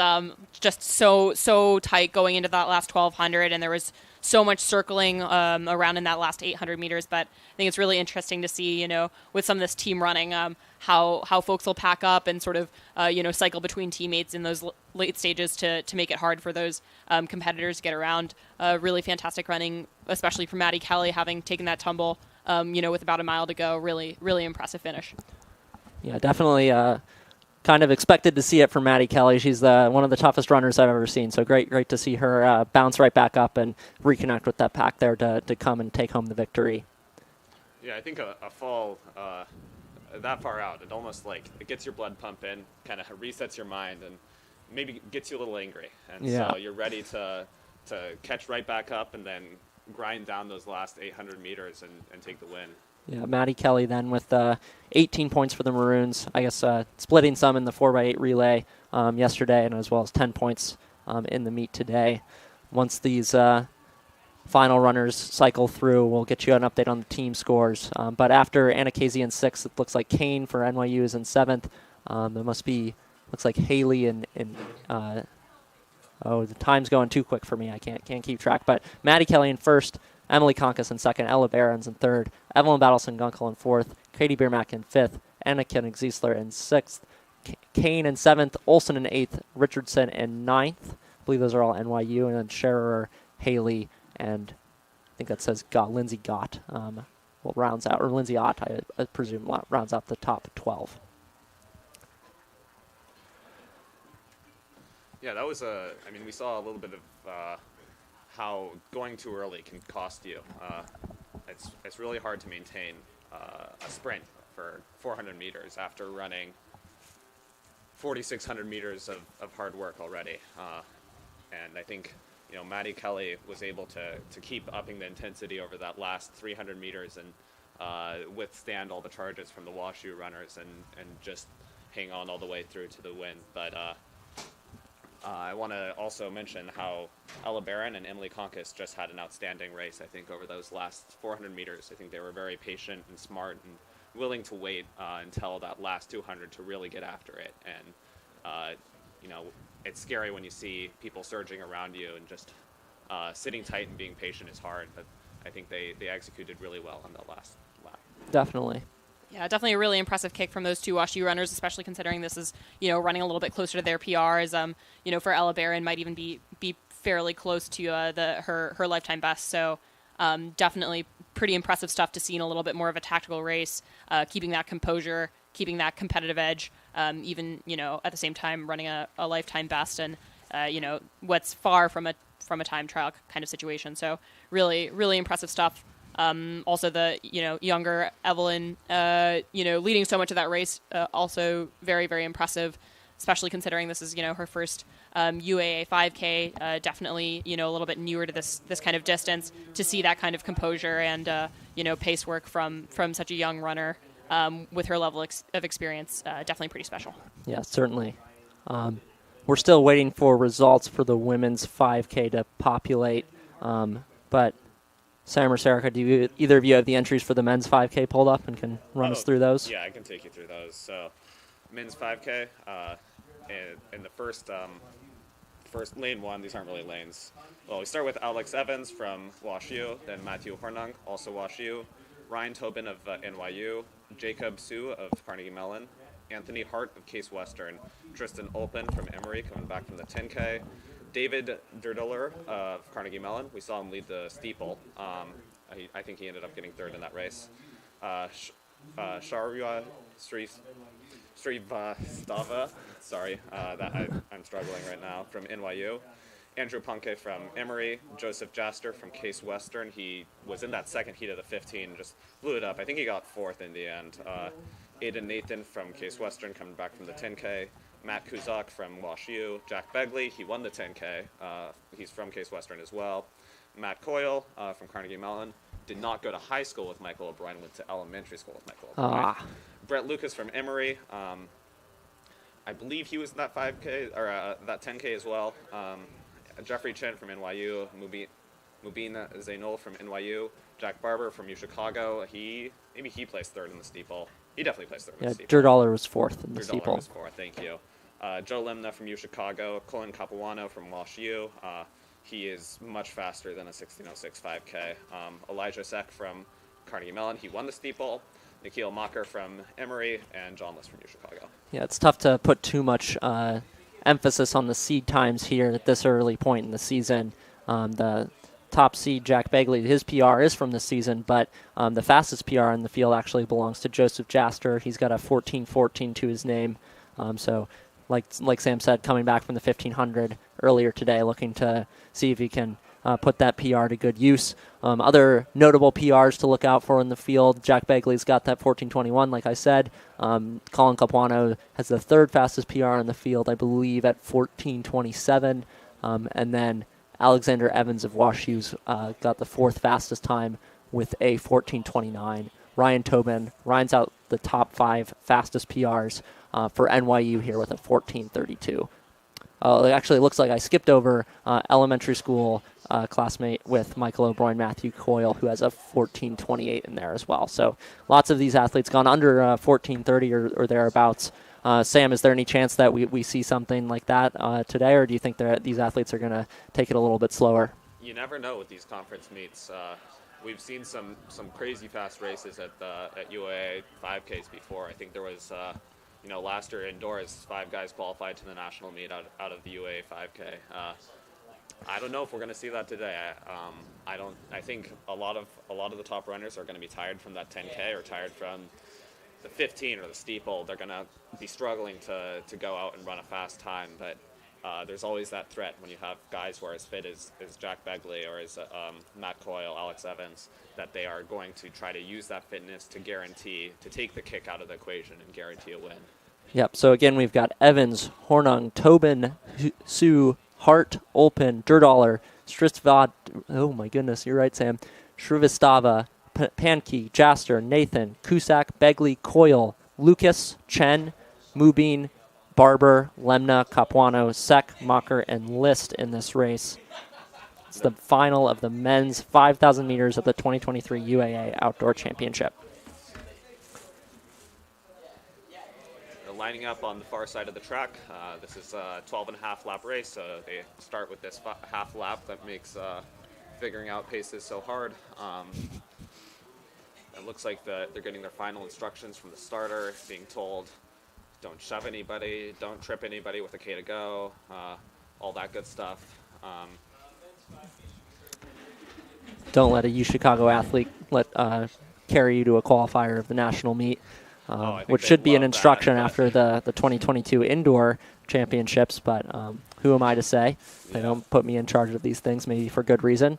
But they got the 3 UChicago athletes just going out in front. That's nice. That's a home team advantage. Yeah, that's really putting the home advantage to good use there.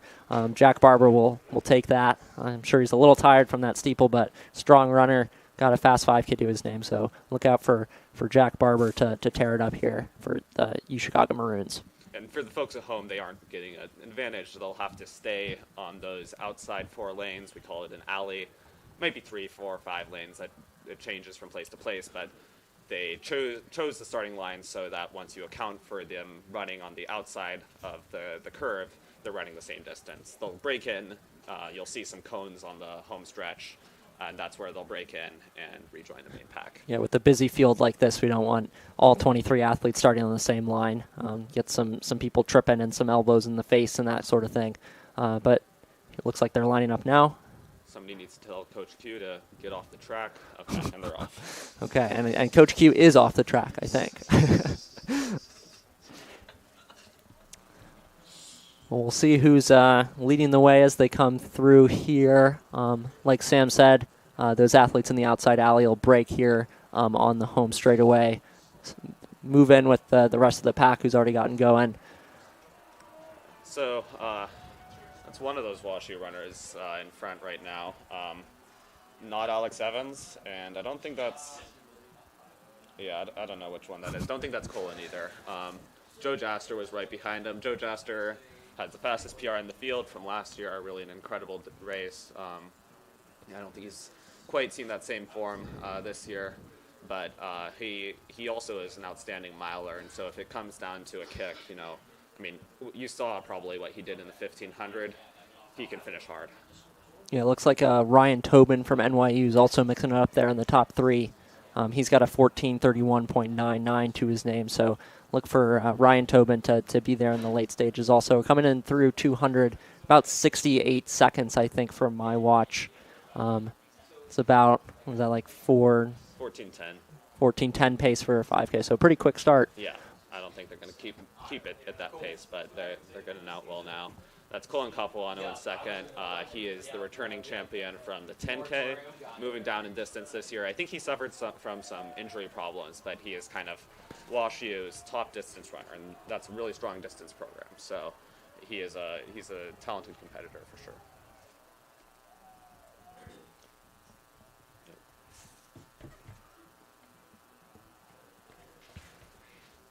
This looks like John List from University of Chicago's at the back of the field right now. And I'd like to clarify for the folks at home that though he's affiliated with the University of Chicago, he is not, in fact, economist John List, who is running the men's 5K today. Just a coincidence for one of our athletes. Soon, but not quite yet. Yeah. He's with Alex Evans back there, who is I think will move up in this field unless he's maybe having a little bit of a tough day. He's a 14-20 something 5K runner, and so he's as talented as a large chunk of this field. But in front, we still see the two WashU runners, and then Tobin, and then the trio from Carnegie Mellon. That's Coyle, Dollar. I want to say it's Dollar, Yeah. and I think Jacob Sue. yeah, Jacob Sue. I lied. Sorry. Oh, there's actually a four trio. There's a fourth one. Is it Sack? Is Elijah Sack back? Or Elijah Sack, yeah. He's, is he in? Yeah, he is in this field coming in with no time. But 10 laps to go. they're through a K in 2:56, so they've slowed down to more like 14:40-ish pace. If you want to do some quick math, 2:55 is about 70 seconds per lap, and that's about a 14:35. Well, that is a 14:35 5K. Somewhere back in that field, I can't quite see where, is Jack Begley, who won the 10K for Case. Oh, I mean, he's moving right up now. He Look isn't at him happy go. about this. Yeah, he said, I don't want to run this pace, and I'm going to do something about it as he moves up from back in the pack to third place, right behind the two WashU runners. I believe that's Evans and Capuano. Kuzak, I think. Kuzak. Evans is in last right now. Right. That's Yeah. where I heard Evans from. But Begley, I don't think he wants the lead, but I think he doesn't want to be in the pack. And if you're fit enough that this pace is comfortable, you might as well get up to the front. I'm guessing that's what he's thinking right now. Yeah, it looks like Coyle as well, the other 10K runner from last night, is also moving up. He might go a little bit further than Begley, but also, nope, just slots right in behind those two WashU runners. Aiden Nathan from Case throws up his hands. Hopefully we're not going to see another fall in the men's race like we did in the women's race, though, as we saw that didn't stop Maddie Kelly. But nevertheless, don't want to wish a fall on anybody, even if they can take it.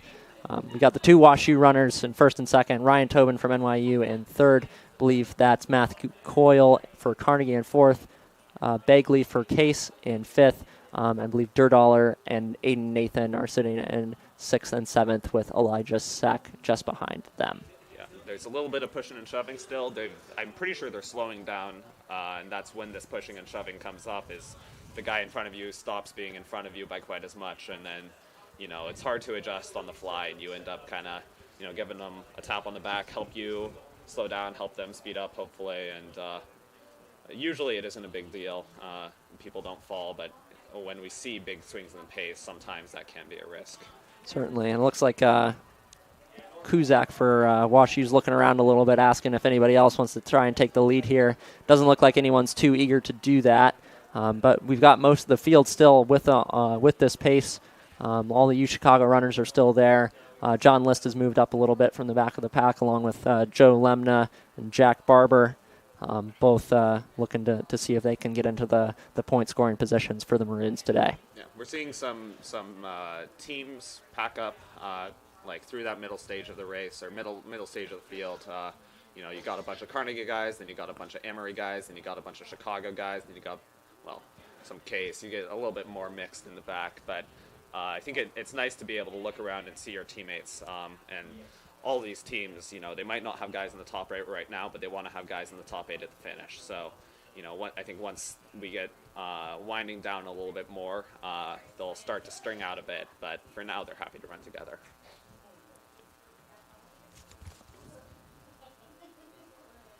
No changes up front. Still, we think that's Kuzak. Definitely Capuano, definitely Begley, definitely Durgalar. I think that's Ryan Tobin, a couple more Carnegie guys. Looks like a second Coyle for Carnegie. Yeah, Jacob Sue also there. Aiden Nathan for Case. Jaster is behind Nathan. Joe Lemna is moving up. I have no idea who that Emory guy is. But if he gets up to the front, we can figure that out. I think Joe Lemna and Joe Jaster both might be thinking about trying to get a little bit further up in that field. Joe Lemna, in addition to Jaster, both have some fast 1500s to their names, so definitely watch out for those two if this pace stays slow as the race goes on. But looks like Capuano's thinking about taking the lead there as the pace continues to. I don't know, has it been slowing, Sam? I haven't been keeping track. Neither have I. Okay. Yeah. But it looks like they're slowing down a little bit. Almost everyone is still in this field here as they. We'll have a better idea of what pace they're running.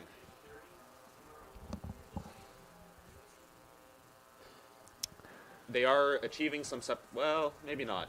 They look like they were achieving some separation, but those Carnegie guys put a bit of pace back in. They're kind of bringing Barber with them. He's bringing Joe Jaster and then Joe Lemna. I think we are seeing a little bit of separation between the top, maybe 10 guys, but they really have not pulled away entirely. Let's see. Looks like Joe Lemna is kind of cruising up in this pack. And, yeah, they've strung out a bunch, but they are not haven't really separated out into a lead pack and a chase pack quite yet. Yeah, love to see Jack Barber up there too. He's had a great meet already, performing way above his seed. So hopefully he'll continue to do that as he hangs with the top pack. He was 11th in the 5K indoors and would love to score some points for the Maroons here in the final. But it looks like Dirtler is taking the lead over from Capuano. So we got Dirtler, Capuano, Tobin, Bagley, Sue, Coyle, Lemna, Jaster, Barber. They go through in about a 36 there. What's a 72 for a 5K, Sam? 15 flat, and they were through 3K in 8:55. So that's that's just maybe 14:50 pace, just a hair under 15. These guys can handle that. Yeah, definitely the pace is stringing out here a little bit. Dirtler's doing what he did in the steeple and leading from a ways out. We'll see if he can hold on to it in this event. But looks like we even might have some separation between the top four of Dirtler, Capuano, Tobin, and Bagley, though Jacob Sue of Carnegie is looking to catch that up, as well as Joseph Jaster there. See Elijah Second and Matthew Coyle hanging on. Jack Barber, that long stride, and Joe Lemna, those low arms chasing after that pack. But again, it's Dirtler, Capuano, Tobin, and Bagley are your top four as we enter the home stretch with 4 laps to go. Yeah, I'm sure Bagley's going to be happy to look over his shoulder and see a familiar face. They'll look to work together over this last mile, and hopefully they can. They're hoping to go 1-2. They each have their opinion on who should be one, but they want to work together and finish strong together.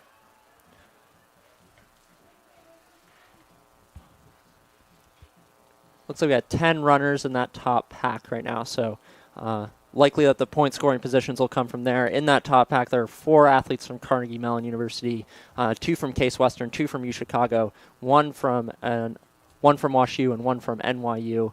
So Carnegie Mellon definitely looking to get some points out of this event and the team title there.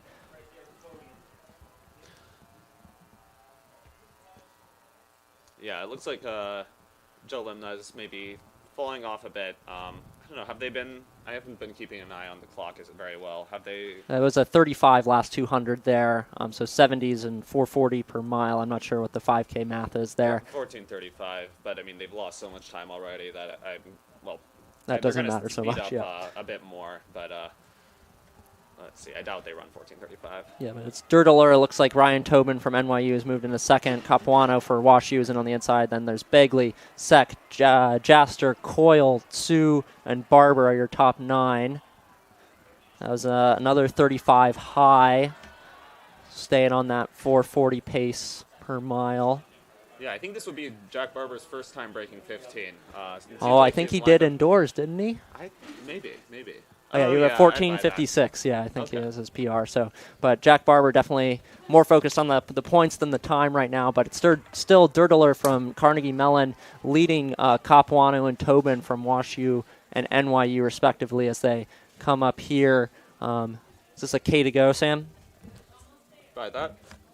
Yeah. They should be coming around to... yeah, this is a K to go. Yeah, that was just under 35 seconds for that last 200, so they're picking it up here a little bit, trying to unleash those kicks. Jack Barber is looking to hang on to Jacob Sue there at the back of that pack, but it looks like we've got a move at the front. Ryan Tobin and Joseph Jaster. Joseph Jaster actually taking the lead here. His teammate Bagley going with him. It's Case Western 1-2. Colin Capuano of WashU is in 3rd place. Ryan Tobin, NYU, is in 4th. And then the Carnegie guys are sitting in positions 5 through 8. Matthew Coyle seeking to break into that top group, though. Another 34 high there for the leaders. Joseph Jaster really ratcheting down the pace, looking to put that 1,500 kick to good use, though Bagley, his teammate, the 10K winner from last night, is right behind him. Capuano hanging tough. Ryan Tobin as well. Those 4 have separated themselves. We got a Carnegie pack sitting at 5 through 8. Jack Barber trying to break up that with Joe Lemna right behind him. Yeah, and mid-distance runners often like going, jogging for a while and then going from a little ways out. So I think Joe Jaster wants to just push through these last 800 meters. He's not sprinting now, but he will be soon. Yeah, that last lap was or last 200 rather, was a 33.5. So they're really picking it up here as they've only got 600 meters to go, or 500 now as they come into the home stretch. We'll see what they're got in store for us on this last lap as they head towards the bell. Again, it's Jaster, Capuano, Bagley, and Tobin, your top four. 2 from Case. Looks like Bagley's making a little pass on the inside, but Jaster in the lead with a lap to go in the men's 5,000 meters. Looks like Jack Barber's got his eyes on Dirtler again as they hit the lap. It looks like 34 again as the athletes get ready to unleash their kicks. Joseph Jaster, Colin Capuano sitting 1-2. Bagley looks like he's going to prove us wrong again as he storms around the outside into first place. That's Jack Bagley from Case Western moving into the lead with 300 meters to go. Joseph Jaster looking to respond. Colin Capuano hanging on their tails, and Ryan Tobin seeking to hang on as well. But Bagley looks like he's got a healthy lead here as we enter 200 meters to go. Yep, you can go too early. That's a fact, and I said that in the women's race, and I'm saying that now. But maybe the goal, of course, is not to give it everything you have on that back stretch, but put a little bit more gas into it, speed up a bit, and then around here is when you really want to start sprinting. You're going to hurt, but you can kind of maintain that for 100 meters. And this is Jack Bagley from Case Western. He's driving home. Joseph Jaster's teammate right behind him. Looks like that's going to be the 1-2 from Case Western Reserve. Jack Bagley coming back from the 10K to win the men's 5K in around 15:32. Jaster in second. Capuano in third. Ryan Tobin finishes in fourth. Jacob Sue from Carnegie, Matthew Coyle, and Elijah Seck. Jack Barber takes home 8th place for the Maroons, kicking past David Dirtler once again. Great run from Jack. Joe Lemna finishes in 10th position. I think we saw a lot of PRs there. Not maybe for the top guys, but those Carnegie guys, the Chicago guys. I think they're happy with the points they got, and they're happy with the time they ran. Yeah, Jack Barber must have crushed his PR there. That was a great race from the U Chicago grad student there. They're both grad students, actually. Well, Ironically, yes. one of them's they're both studying religion in some way. Yeah, they're both in the Divinity School. Looks like Jack Barber ran a 14:44 to beat his PR by 12 seconds. So congratulations to Jack there, finishing in 8th place for the Maroons. But Jack Bagley is your winner. Joseph Jaster, also from Case Western, is in second. And then Matt Coyle. Is that his name? Did I mess that up? It was, well, he got like 5th. I thought, well, maybe it just must have reset. Yeah, because it was Capuano who was the third place runner there. Yeah, and I mean, the men's team race is still very, very close. I mean, WashU going into this race, I think led by half a point. So I think this will make, I have no idea who's going to come out ahead of this. They had Capuano through in third, but then there were a whole bunch of Carnegie guys behind him.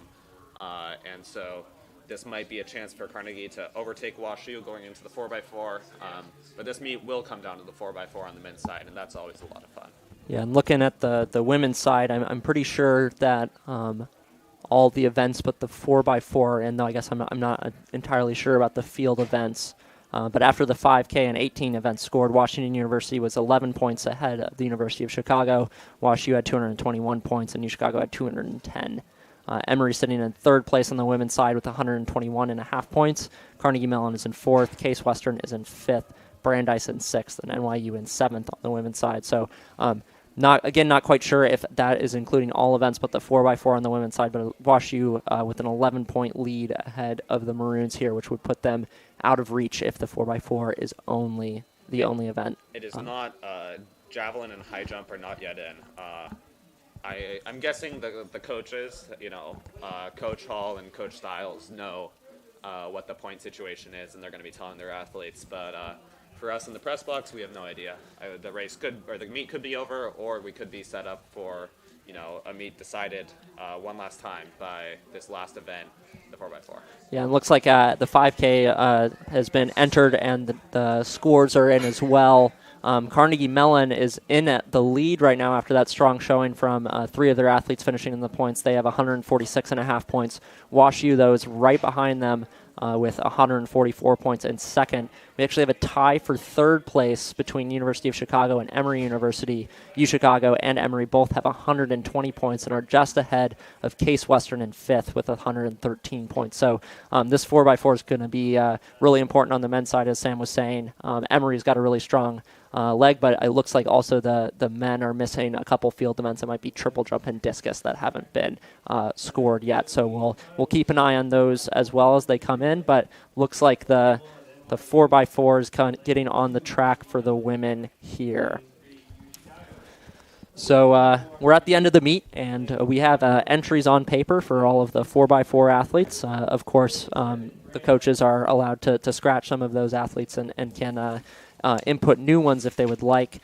So I'm going to announce the names that have been put on the sheet for me, but I'm not sure if those will actually be the athletes who are running.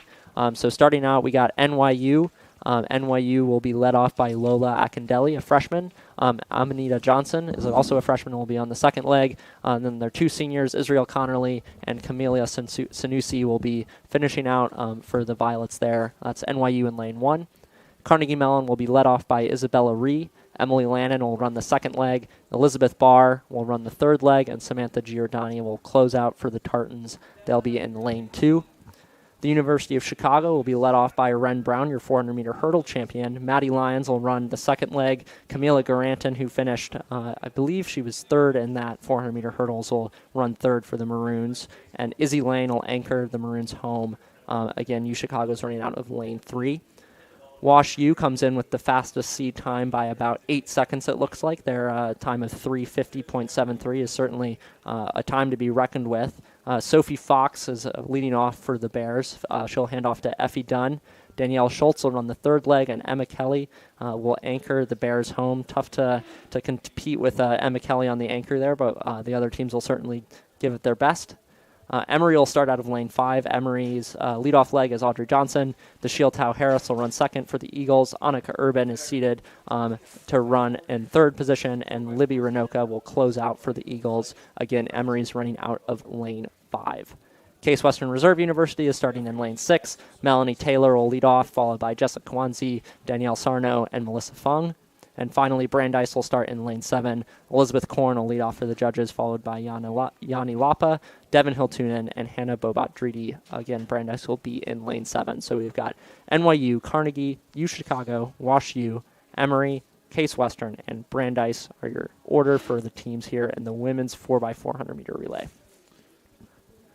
I think you've raced a 4x400 at the conference meet before. Is that right? Not at the conference, no. I was never quite quick enough to make it onto that A team, though. I raced a few 4x4s in my day in high school, but nothing at the UAA level, unfortunately. But 4x4 is always a fun event to run, whether it's at a conference meet or just at a dual meet. Everybody's done, so everybody's around the infield cheering for you, doing all sorts of crazy antics to try to get you hyped up and clear that lactic acid so you can get home on the home stretch there. So it'll be interesting to see. I can already tell that U Chicago at least has switched up their order a little bit.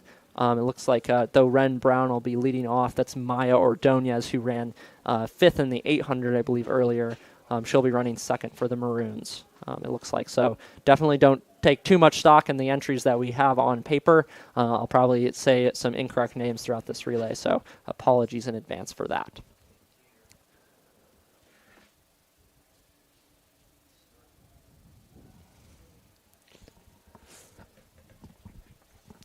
But definitely in the 4x4, the first leg is really critical to make sure that your team stays in contention. A lot of times, if you're out of touch after the first leg, it's really tough to make up that ground running through no man's land to get into contact with the leaders again. So a lot of these leadoff athletes, even if they're not as fast as some of their compatriots out there, it's going to be really important for them to try to stay as close as possible as they can to the leaders to be in a good position. And also it looks like we're going to have a 3-turn stagger here. They'll run 3 turns in lanes and then break on the home stretch for the second leg. And it looks like they just started. We'll see who gets a good start here. Hopefully the clock starts working. Yeah, so they're going to hand off in lanes, which mitigates some of the chaos that can come in these distance or longer races handoffs on this first handoff, and then they'll run that corner and then cut in. Right now, I'd say Audrey Johnson from Emory is out really strong. Emory's out in lane 5. Yeah, I'm seeing that too. It's really hard to tell because they're still going to have another turn of stagger to make up when they come onto this home stretch. But I'm with you that the Emory runner I think is in first. Yeah, Carnegie's running well, too. I think that's Isabella Ree for the Tartans there. And we'll see if Wash U and UChicago can hang on here. But that looks like it's Audrey Johnson for Emory who's going to hand off first. And this is our best chance of knowing where things line up. Yep, Carnegie in second. Looks like UChicago and Wash U are together. So that's Maya Ordonez for UChicago. Looks like Effie Dunn, I think, for Wash U, and Annika Urban for Emory there. So lots of heavy hitters, and I think even that second leg for Carnegie, I think it's listed as Emily Lannon, but it looks a little bit like Samantha Giordani from here. That I'm not quite sure, but it's Carnegie, Wash U, UChicago, Emory are your top three. Lots of firepower there. It looks like Effie Dunn's going outside of Carnegie there, and Annika Urban's coming up on Maya Ordonez's shoulder for UChicago, though. Maya's going to pass the Carnegie athlete and move the Maroons into second position. So we're Wash U, UChicago, Emory, Carnegie Mellon, the women's 4x400 meter relay as they come into the home stretch. Yep, and now all the staggers have made up. This is really where they are. Wash U is expanding their lead. All three of these runners were in the 800, and it's ending a little differently here, but they hand off first, Wash U does, and then UChicago and Emory are together. No tripping or falling or bumbling the baton. Clean handoff, and it looks like that gap the Wash U runner inherited is getting shut down. You see that sometimes, and it doesn't always last, but this time that UChicago runner, I think that's Camilla. Yeah. And the Emory runner I think it's DeShiel Tau Harris for Emory. Yeah, so it's DeShiel Tau Harris for Emory and Camilla Garanton for UChicago. The Wash U runner is listed as Danielle Schultz, though I'm not sure. Danielle Schultz, if that is in fact her, has moved into second position. DeShiel Tau Harris for Emory is in first, and Camilla Garanton for UChicago is in second. So it looks like Wash U must have passed on the inside there. Danielle Schultz getting back the lead she started with. DeShiel Tau Harris closing on the home stretch. Camilla Garanton trying to hang on for UChicago. But it looks like Wash U is going to hand off in first to Emma Kelly, which is not a position any of the other teams wanted to be in, chasing down Emma Kelly. But Izzy Lane for UChicago, chasing the Emory athlete in third. Then we've got Carnegie. That must be Case, Brandeis, and NYU. And Izzy Lane is closing well on the Emory runner, but Emma Kelly has laid down the hammer, and I don't think she's going to let up. She's really one of the best, 400 to 800 talents in the nation, and we've seen that over and over again at this meet. So Emma Kelly looking to close out a really strong meet for the Bears. Not letting up, though. Izzy Lane is fighting back on that gap to the Emory runner. This is going to be a close race for second place, I think. Izzy Lane's going to have to give it everything here in the last stretch, but Emma Kelly coming home, pumping the arms, swinging the baton, coming home for the Bears. Going to be a quick time for them, I think. Emory's going to hang on to second, and Izzy Lane for UChicago will finish in third. Carnegie Mellon will hang on to fourth. Look like 3:52 or so for Wash U. Emory in second. UChicago in third. Carnegie in fourth. Oh, and Brandeis made the pass over Case Western in that last leg, so Brandeis finishes in fifth. Case is in sixth. NYU finishes seventh. Yeah, and with that race, I think, I don't know if all the field events are in, but I think Wash U is going to win the meet. On the women's side, On yep. the women's side, yes. They do that frequently. And this team has great tradition across, I think, all of the event groups. And, they're always going to be contending for that win at the UAA conference meet. I think they've won every year we've been here on the women's side. Yeah, I think so. It looks like we got a little fall from a Carnegie athlete doing a stride there. He took a little tumble there. Not sure what was going on. Hope he's okay. He definitely got up and walked away, but I think he saw Maddie Kelly and was like, hey, this is how you sprint. That's This right. is what you got to do. Yeah. Maybe. But it looks like in the men's 4x400 meter relay, we've got the University of Chicago starting out in lane one. On paper, they'll be led off by Michael Hahn, who's coming back from the 400. Miles Gardner will be their second leg. Isaac Dienstag, who ran in the 400 meter prelims, will be on leg three. And Andrew Ray, who finished first in the 110 hurdles and second in the 400 hurdles, will anchor the Maroons home. They'll be in lane one. NYU will be in lane two. They'll be led off by Austin Cabanban. John Diaz will run their second leg. Manny Brito is their third leg. And Zion Glover will anchor the Violets home. Again, NYU is in lane two. Carnegie Mellon will be in lane three. Sean Dutton is their leadoff. He'll hand the baton to Leland Davies. Davies in turn will give it to Alex Ivanov in third. and Andrew McGovern, who won the 400-meter hurdles, is Carnegie Mellon's anchor leg coming out of lane 3. Washington University is in lane 4. Marcus J. Wilkes will lead off the Bears, followed by Alex Jetto, who placed second in the 200 earlier today. Jackson Cox is in third position, and Arthur Centuro, who finished, I believe, second in the 800, will close out for the Bears in their 4x4. Emory is led off by DeWitt Dean. He won the 400 flat earlier today. Tommy Davis is in second. Bryce Worcester is third for the Eagles. And Jackson Price, who won the 100 and the 200, is going to seek to add to his 4x1 relay title already and see if the Eagles can snag another relay championship and give Jackson Price that quadruple crown. Case Western is in sixth. They'll be led off by Youssef Shaban. Will Delmer is in second leg for Case. Nicholas Lende will be third for them, and Josh Bates with the pink hair will anchor Case's 4x4 in lane 6. Finally, Brandeis is in lane 7. They'll be led off by the UAA champion in the 800, TJ Carleo. Sam Kim will be their second leg. Dionysius Morris Evans will run third for the judges, and their anchor is Ori Slotke. They'll be in lane 7. So again, we've got UChicago, NYU, Carnegie Mellon, Wash U, Emory, Case Western, and Brandeis in the finals of the men's 4x400 meter relay at the UAA Conference Championships. Yeah, and you can't put, you can probably see the seed times. You don't want to put too much stock in these. A lot of teams don't, they don't go after it in the 4x4 until the conference meet, and it's kind of a factor, or it comes from our conference meet being so early. You just don't have too many chances to really put together a good team. You want guys running their individual events, and I think looking back at the indoor 4x4, you kind of get an idea of where these teams might stand. Where Emory won, they have a great long sprints, mid-distance squad. UChicago took second with, I think, 3 of the 4 athletes being the same, and then Washington University took third. I think Washington has put together a bit of a better squad today, put some of their stronger 400 runners into this race. This is what is going to decide the UA Conference Championship, I believe. And so them and Carnegie Mellon, Carnegie took 4th indoors, both are really putting everything they have into this race. Yeah, and it looks like the UChicago men there have the left arm sleeve on, Allen Iverson style, so we'll see if they can channel some of number 3 here in the 4x400 meter relay and get up into those podium positions. That is, they're off. And they're off. That's Michael Hahn for UChicago on the inside, and then NYU, Carnegie Mellon, Wash U. It looks like that's Jackson Price for Emory, and then we've got Case and Brandeis in the men's 4x4. Like the women, they'll run on a 3-turn stagger, handoff in lanes, break after the first turn of the second leg. But already it looks like Wash U is making up some gaps on Emory University. Those 4 on the outside are really close together. Tough to say who exactly is in the lead, but it looks like that's Wash U running really, really strong there out of lane 4. I think Marcus J. Wilkes is leading the race right now once you account for the stagger. It's really hard to say where people are, but I would have to say probably, I don't know, maybe that isn't Marcus J. Wilkes, now they get a better look at him.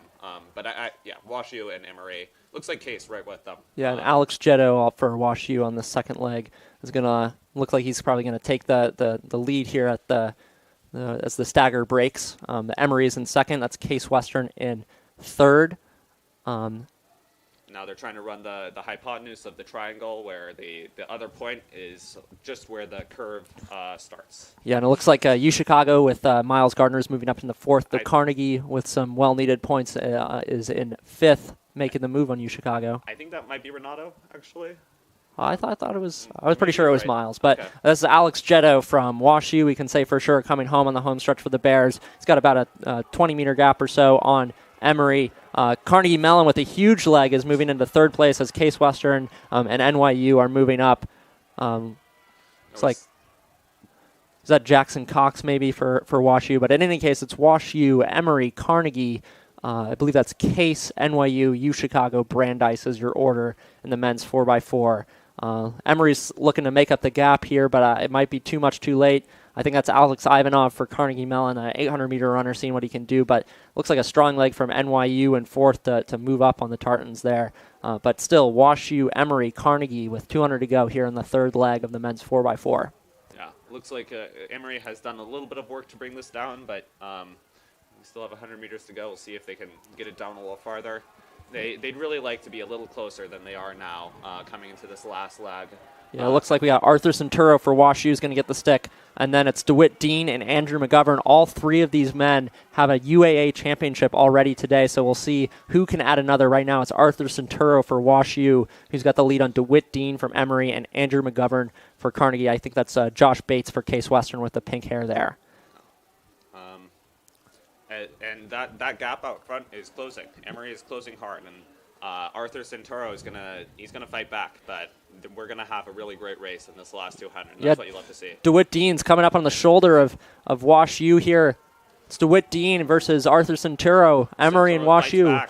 It's going to be close. Arthur Centuro saved something for the last lap. DeWitt Dean's used it all maybe to close the gap. Arthur Centuro's pulling away for the Bears here as they close the men's 4x4. Carnegie Mellon holding on to third place, Andrew McGovern, but it's Centuro in 3:17. DeWitt Dean and Emory come in second. Carnegie's in third. Case Western with Josh Bates is in fourth. Andrew Ray brings the Maroons home to fifth. NYU finishes in sixth, and followed by Emory in seventh place there. Congratulations to all of those athletes on a great meet. Tough for Jackson Price of Emory to miss out on the quadruple crown. He'll have to settle for the triple crown this UAA Outdoors, but a great run from all of those athletes. And we still do not have scores from all the field events. The discus is still not in. Carnegie is a throws powerhouse. Their coach has coached the national team in the throws. Their throwing coach. He is their head coach, and that kind of indicates the level of competition they bring in the throws. So I'm guessing the coaches know, maybe the people down on the field know, but we still have one event, and before that event is in, we are not going to be sure who actually is winning the meet. Short of that one event, I think WashU would take it after winning the 4x4 with comfortably over Emory and over Carnegie, more importantly for the team race. But we can't be sure how this is going to work out. Yeah, it looks like we might have all of the events scored on the women's side. I think that the javelin is in, which was won by Adrienne Wachtman of Case Western, followed by Rafaela Diamond of WashU and Dana Catalano of Emory, excuse me. So it looks like the 4x4 was the last event on the women's side. WashU did, in fact, hang on to the title there. They finished with 253.5 points, pulling away in the final stages from UChicago, who ended up with 228.5 points. A great meet from both of those teams. Love to see those national powerhouses kind of mix it up on a more local level here at the conference meet with a lot more of their athletes running. Emory holds on to third place over Carnegie Mellon in fourth. Case Western finishes in fifth on the women's side. Brandeis is in sixth. NYU is in seventh position. And let's see. Still waiting for the scores from the men after the 4x4. So can't say anything there yet. It looks like after the 4x4, so like Sam said, still waiting on one of the field events. WashU had 164 points. Carnegie is in second with 158. Emory is in third with 139 points. University of Chicago is in fourth with 132 points. Case Western is in fifth with 119 points. Brandeis is in sixth with 35. And NYU is in seventh with 29.5 points. So we'll see what Carnegie and that throws powerhouse can do in the javelin. But those are the team scores after the 4x4. We got one event to go on the men's side. Yeah. Or the discus. Is it the discus that's left? Discus. I saw people, like softball players, skipping. No, they could be still throwing. I don't think they're still throwing. I think that event is done, and they just need to tell us what happened. Yeah, I'm not seeing anyone out there. So hopefully that comes in soon. We're just clicking away at these results and hoping that it updates soon. It's hard to tell what could happen. Carnegie has 3 people in that the top flight of the finals. WashU has 2. That is enough that Carnegie could win, but we don't know.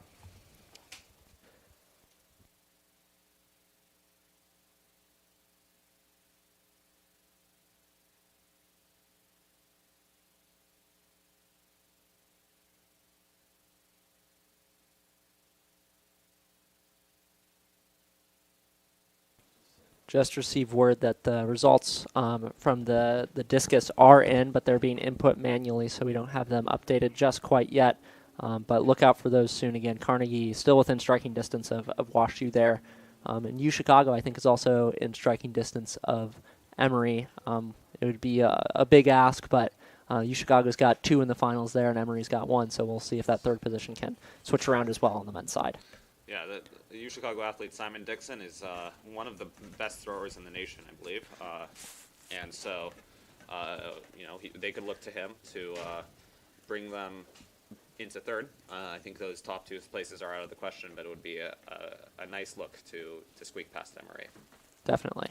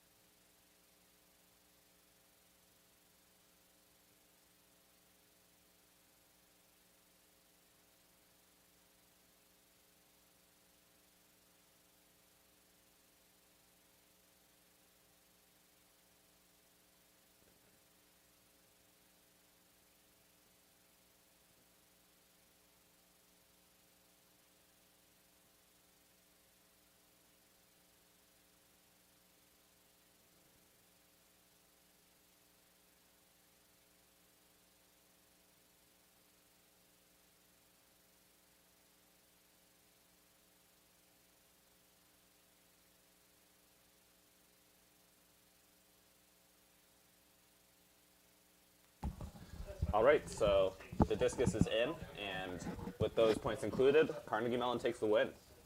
They had Samuel Alligood, a freshman, take second. Bailey O'Malley, a senior, take fourth. And those were their only 2 scorers, it looks like. But the only WashU runner, or WashU thrower in this case, took seventh, and that was enough to propel Carnegie Mellon to first. Emory hung on to third, Chicago in fourth, Case Western in fifth, Brandeis in sixth, and NYU in seventh. A great meet all around, but love to see Carnegie Mellon pulling off the upset there on the men's side, getting the win over WashU for the first time that I remember. I feel like WashU's won every conference championship on the men's side that I have ever followed closely or been a part of. So love to see that from the Tartans, ending that streak for WashU. But WashU still lots to be proud about with their second place finish. And same with Emory in third, UChicago in fourth, and the rest of the teams as well. Great showing all around from all of the athletes. Lots of action-packed events, and it's been fun to be up here in the booth getting to talk about it a little bit. So thanks for tuning in to the UAA Conference Championship meet at the University of Chicago.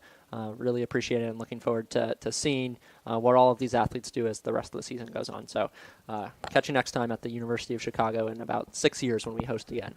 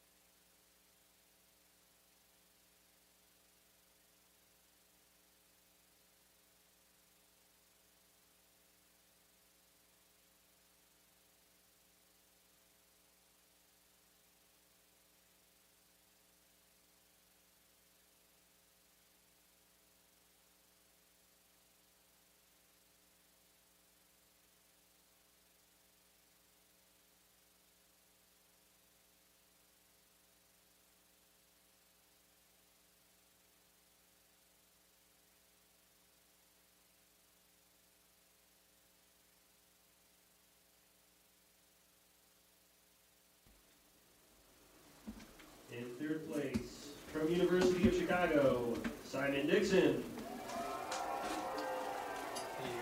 In second place, from Emory, Kenya, Steve.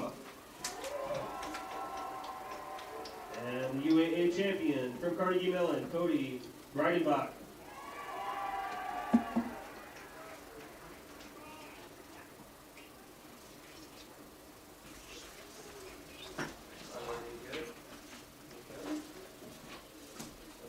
Just saying I left vote number 1.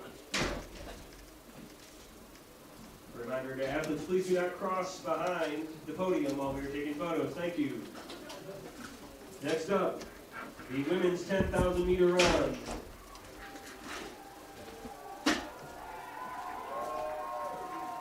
In the women's 10,000, in third place, Kiara Olson from WashU. In second place, Katerina Biramak from U Chicago. And the champion in the 10,000, Anna Koenig-Ziesler from U Chicago.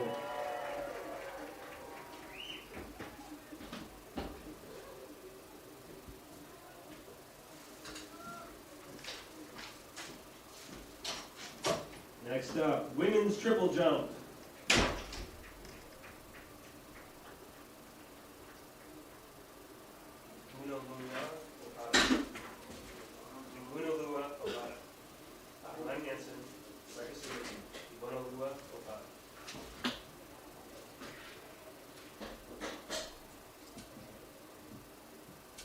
In the women's triple jump, third place, Caroline Hansen from Emory.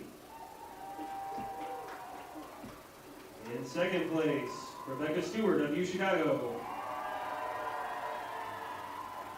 And UAA champion, Ivonalua Opata from WashU.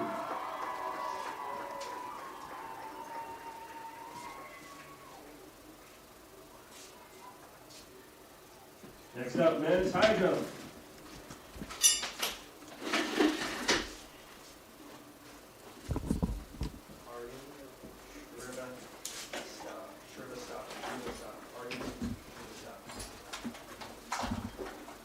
Men's high jump in third place from University of Chicago, Aryan Shrivastava from University of Chicago. Second place from Emory, Henry Randstatter.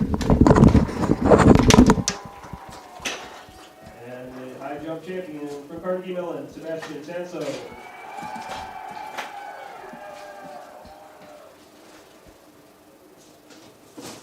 Next up, women's discus throw.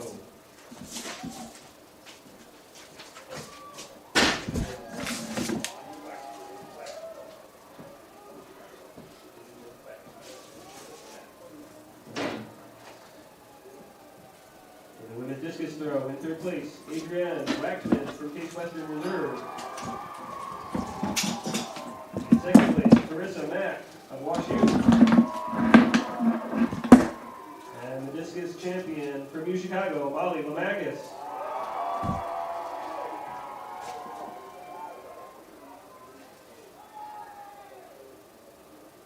Next up, the men's javelin throw.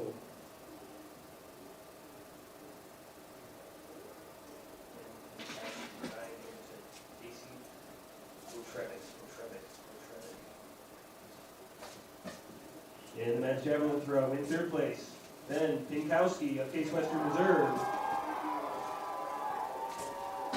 In second place, Ryan Anderson of U Chicago. And the men's javelin champion, Casey Potrevic of Carnegie Mellon.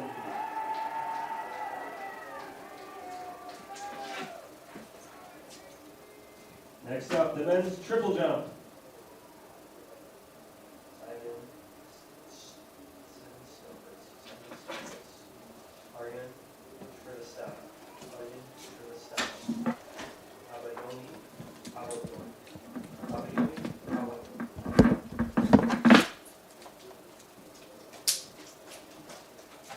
In the men's triple jump, third place from Emory, Simon Stumfritz.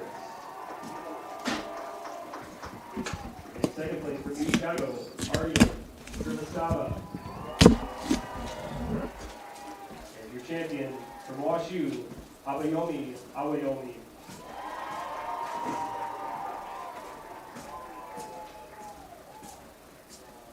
Next up, the women's high jump.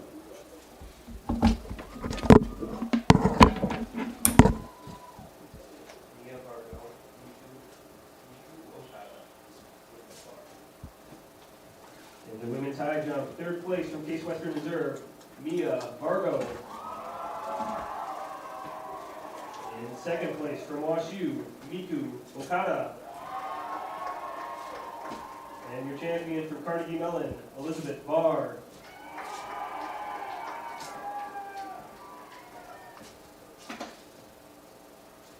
Next up, men's discus.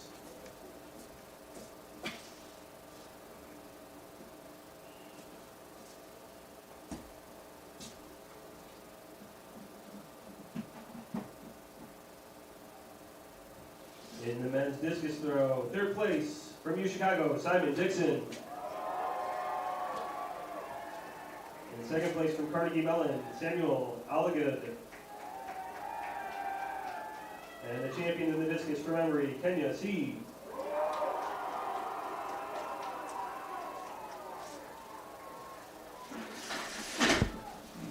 Next up, the women's javelin throw.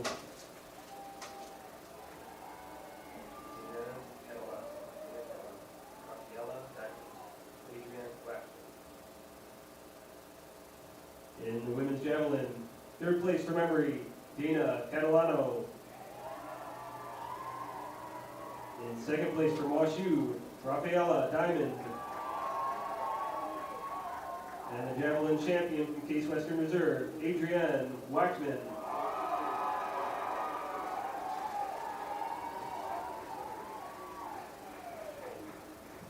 Next up, the women's 4x100 meter relays.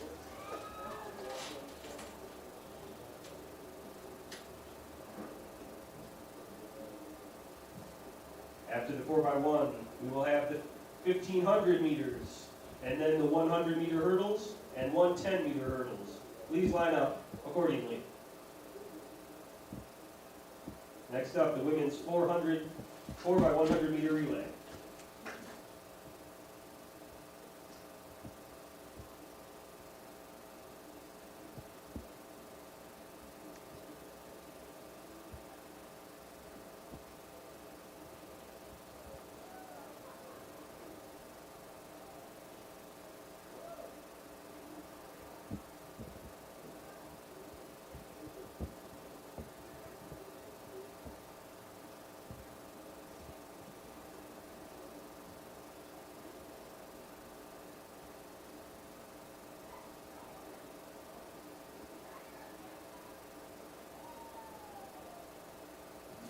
In third place in the women's 4x100 meter relay, the University of Chicago.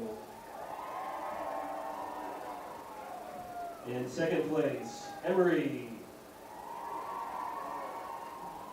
And the 4x100 meter champions, WashU.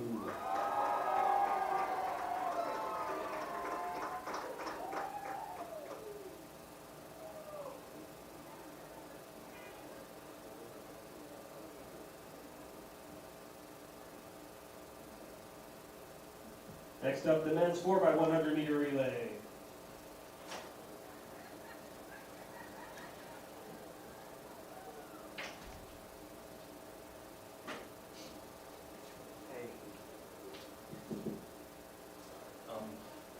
Were they gonna do the men's 10K?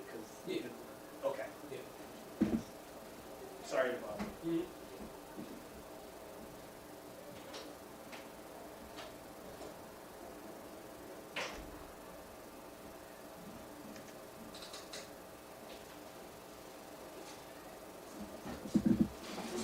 In the men's 4x100 meter relay, third place, Carnegie Mellon.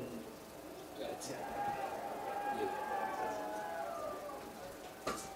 In second place, WashU.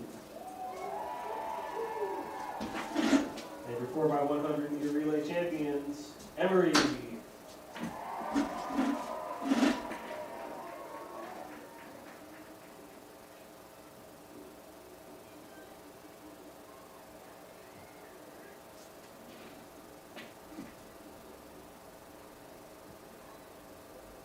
Next up, the men's 10,000 meter run.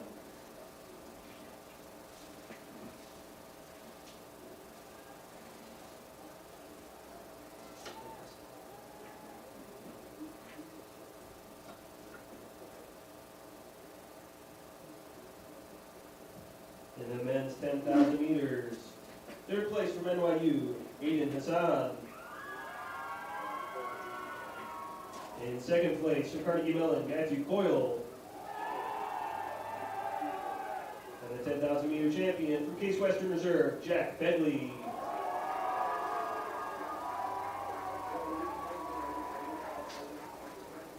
Next up, the women's 1,500 meters.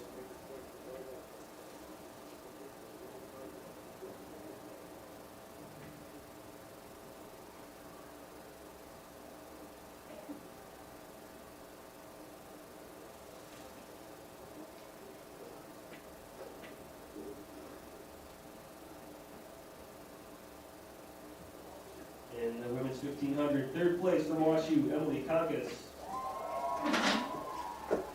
In second place from WashU, Effie Dunn. And the champion in the 1,500 from Emory, Annika Irvin.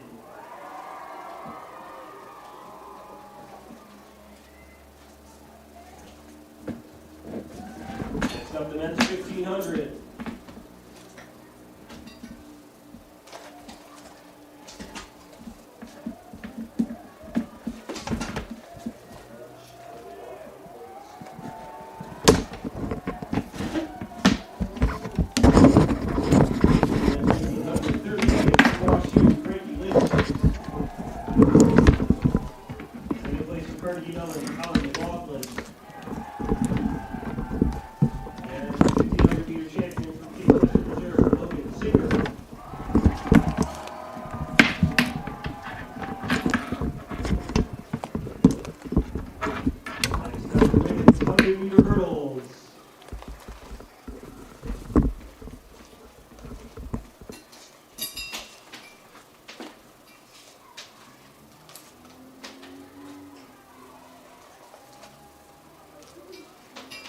In the women's 100 hurdles, third place from WashU, Lauren Gay. Second place from UChicago, Ren Brown. And the champion from Carnegie Mellon, Elizabeth Barr.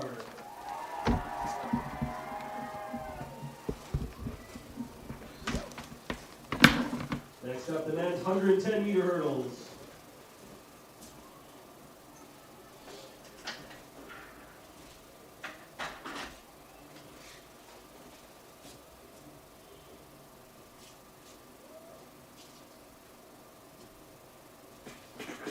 In the 110 hurdles, third place, Case Western Reserve, Peculiar Zabuna.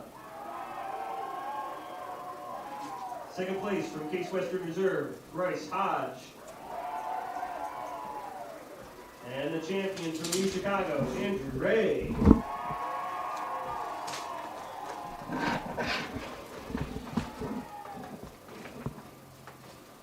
Next up, the women's 400 meters.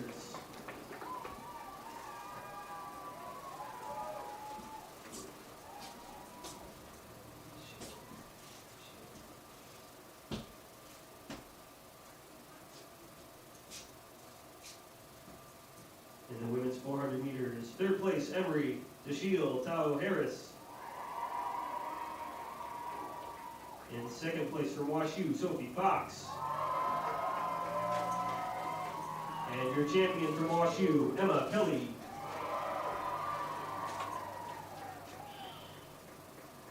Next up, the men's 400.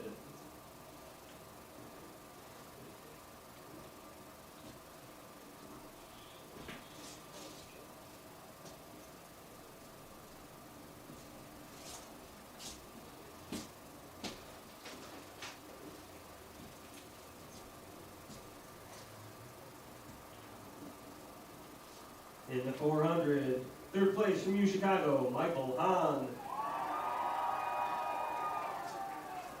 Second place from WashU, Alex Geno.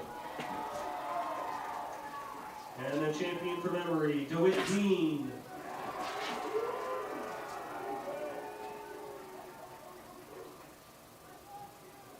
Next up, the women's 100 meters.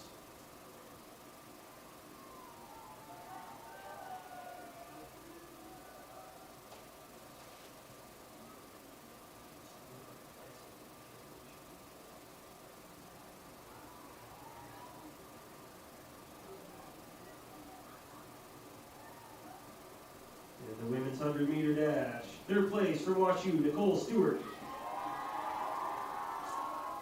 In second place from Emory, Audrey Johnson. And the champion from UChicago, Gabri Machino.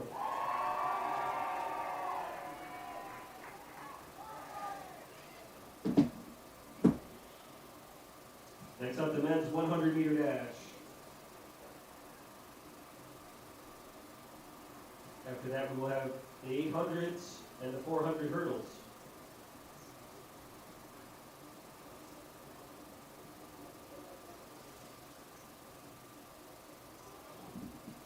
In the men's 100-meter dash, third place from WashU, Matt Moore. Second place from UChicago, Miles Xavier. And the champion from Emory, Jackson Price.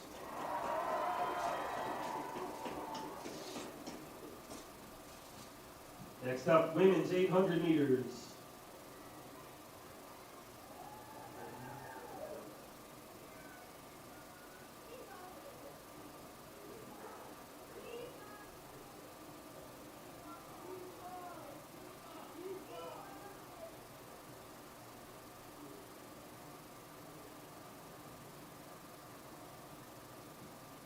In third place from Emory, Libby Renoka.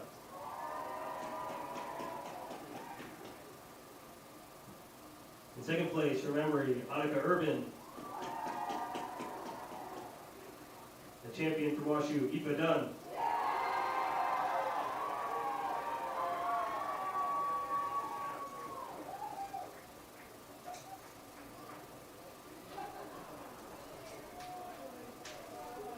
The men's 800 meters is next.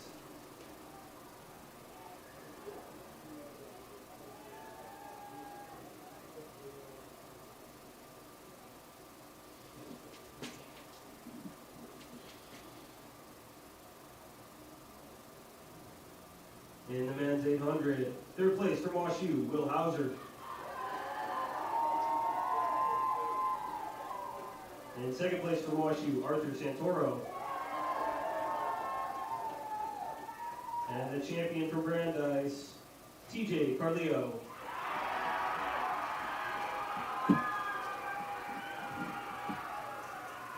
Next up, women's 400-meter hurdles.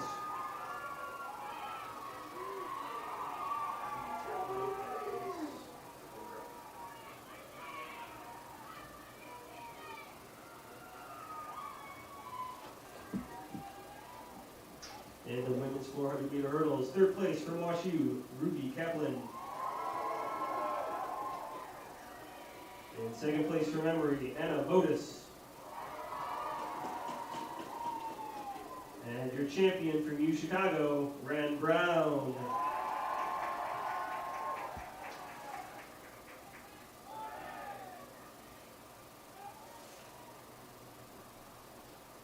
Next up, the men's 400 hurdles.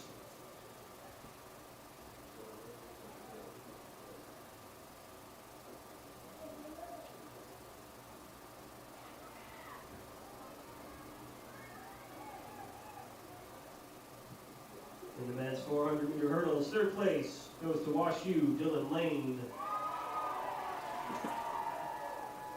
Second place from UChicago, Andrew Ray.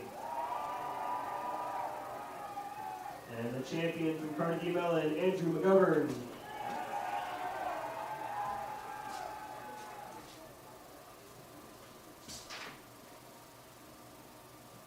Next up, the women's 200 meters.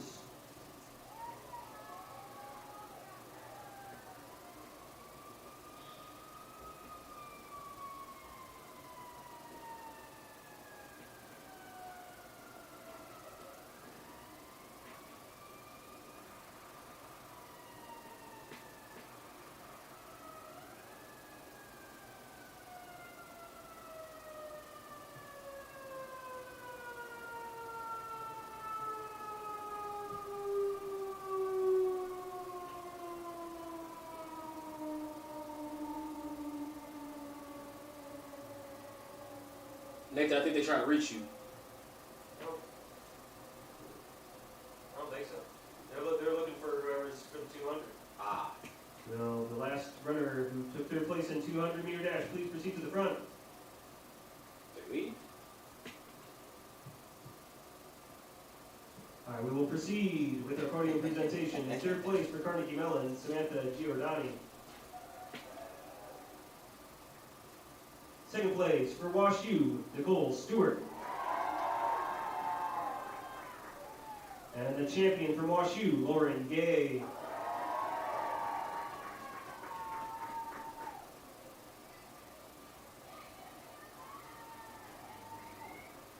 Oh, there you see. Told everyone who got in the top 3 to get over here. That's Yep. their problem. Next up, men's 200.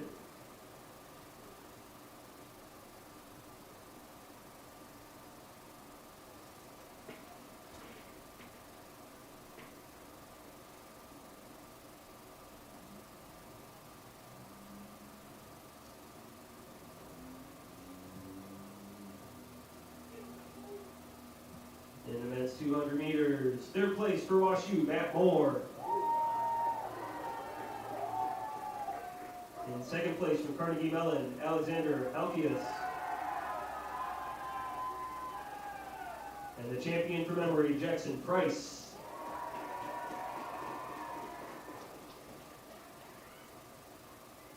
Next up, the women's 5,000 meters.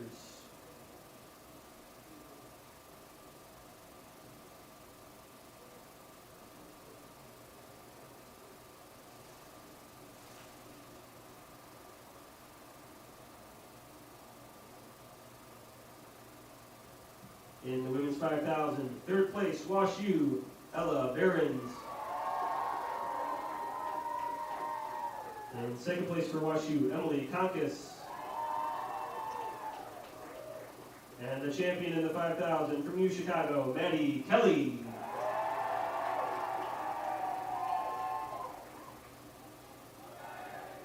Next up, the men's 5,000.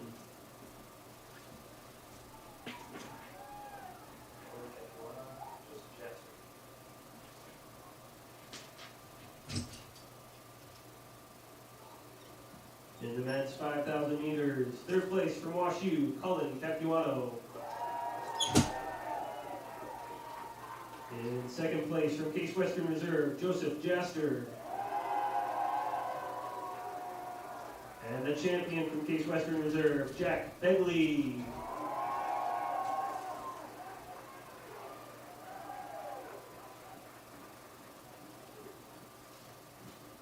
Now for the women's 4x400 meter relay.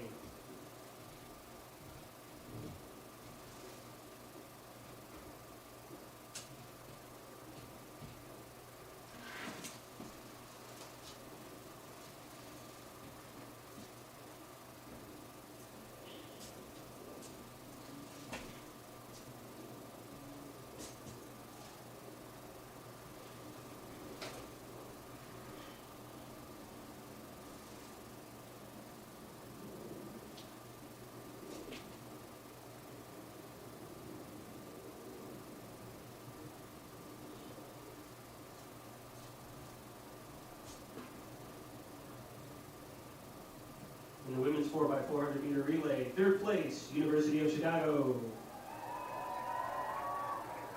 Second place, Emory.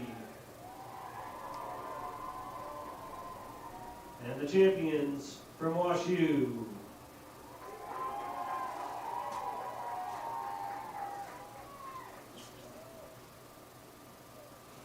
Next up, the men's 4x4.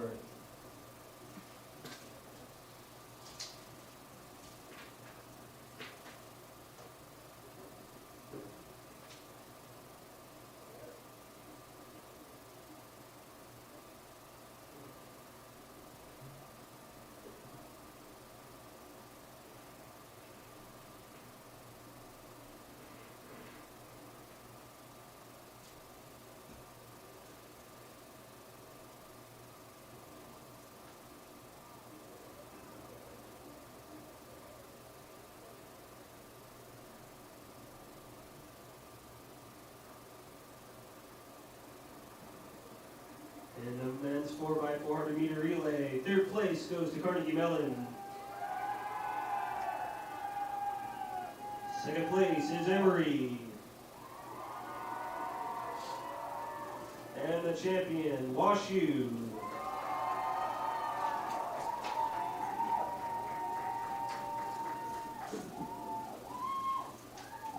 And now for the team scores. In the women's team rankings, in third place, Emory University. In second place, the University of Chicago. And the women's team champions for 2023 outdoor, WashU.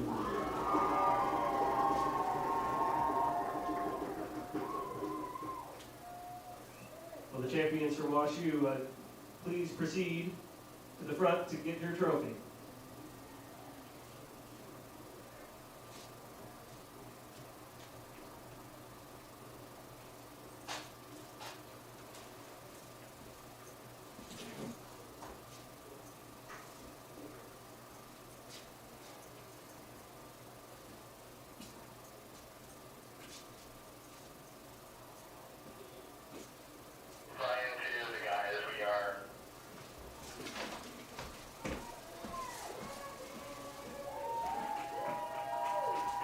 Sure hope Carnegie Mellon's the champions, because that's what I'm about to read.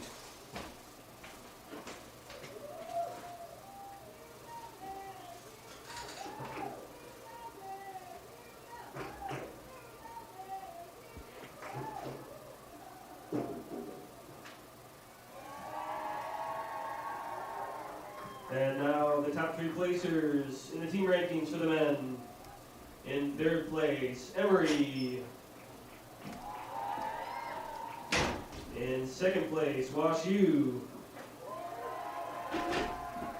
And the men's team champions for 2023 outdoor track and field, Carnegie Mellon.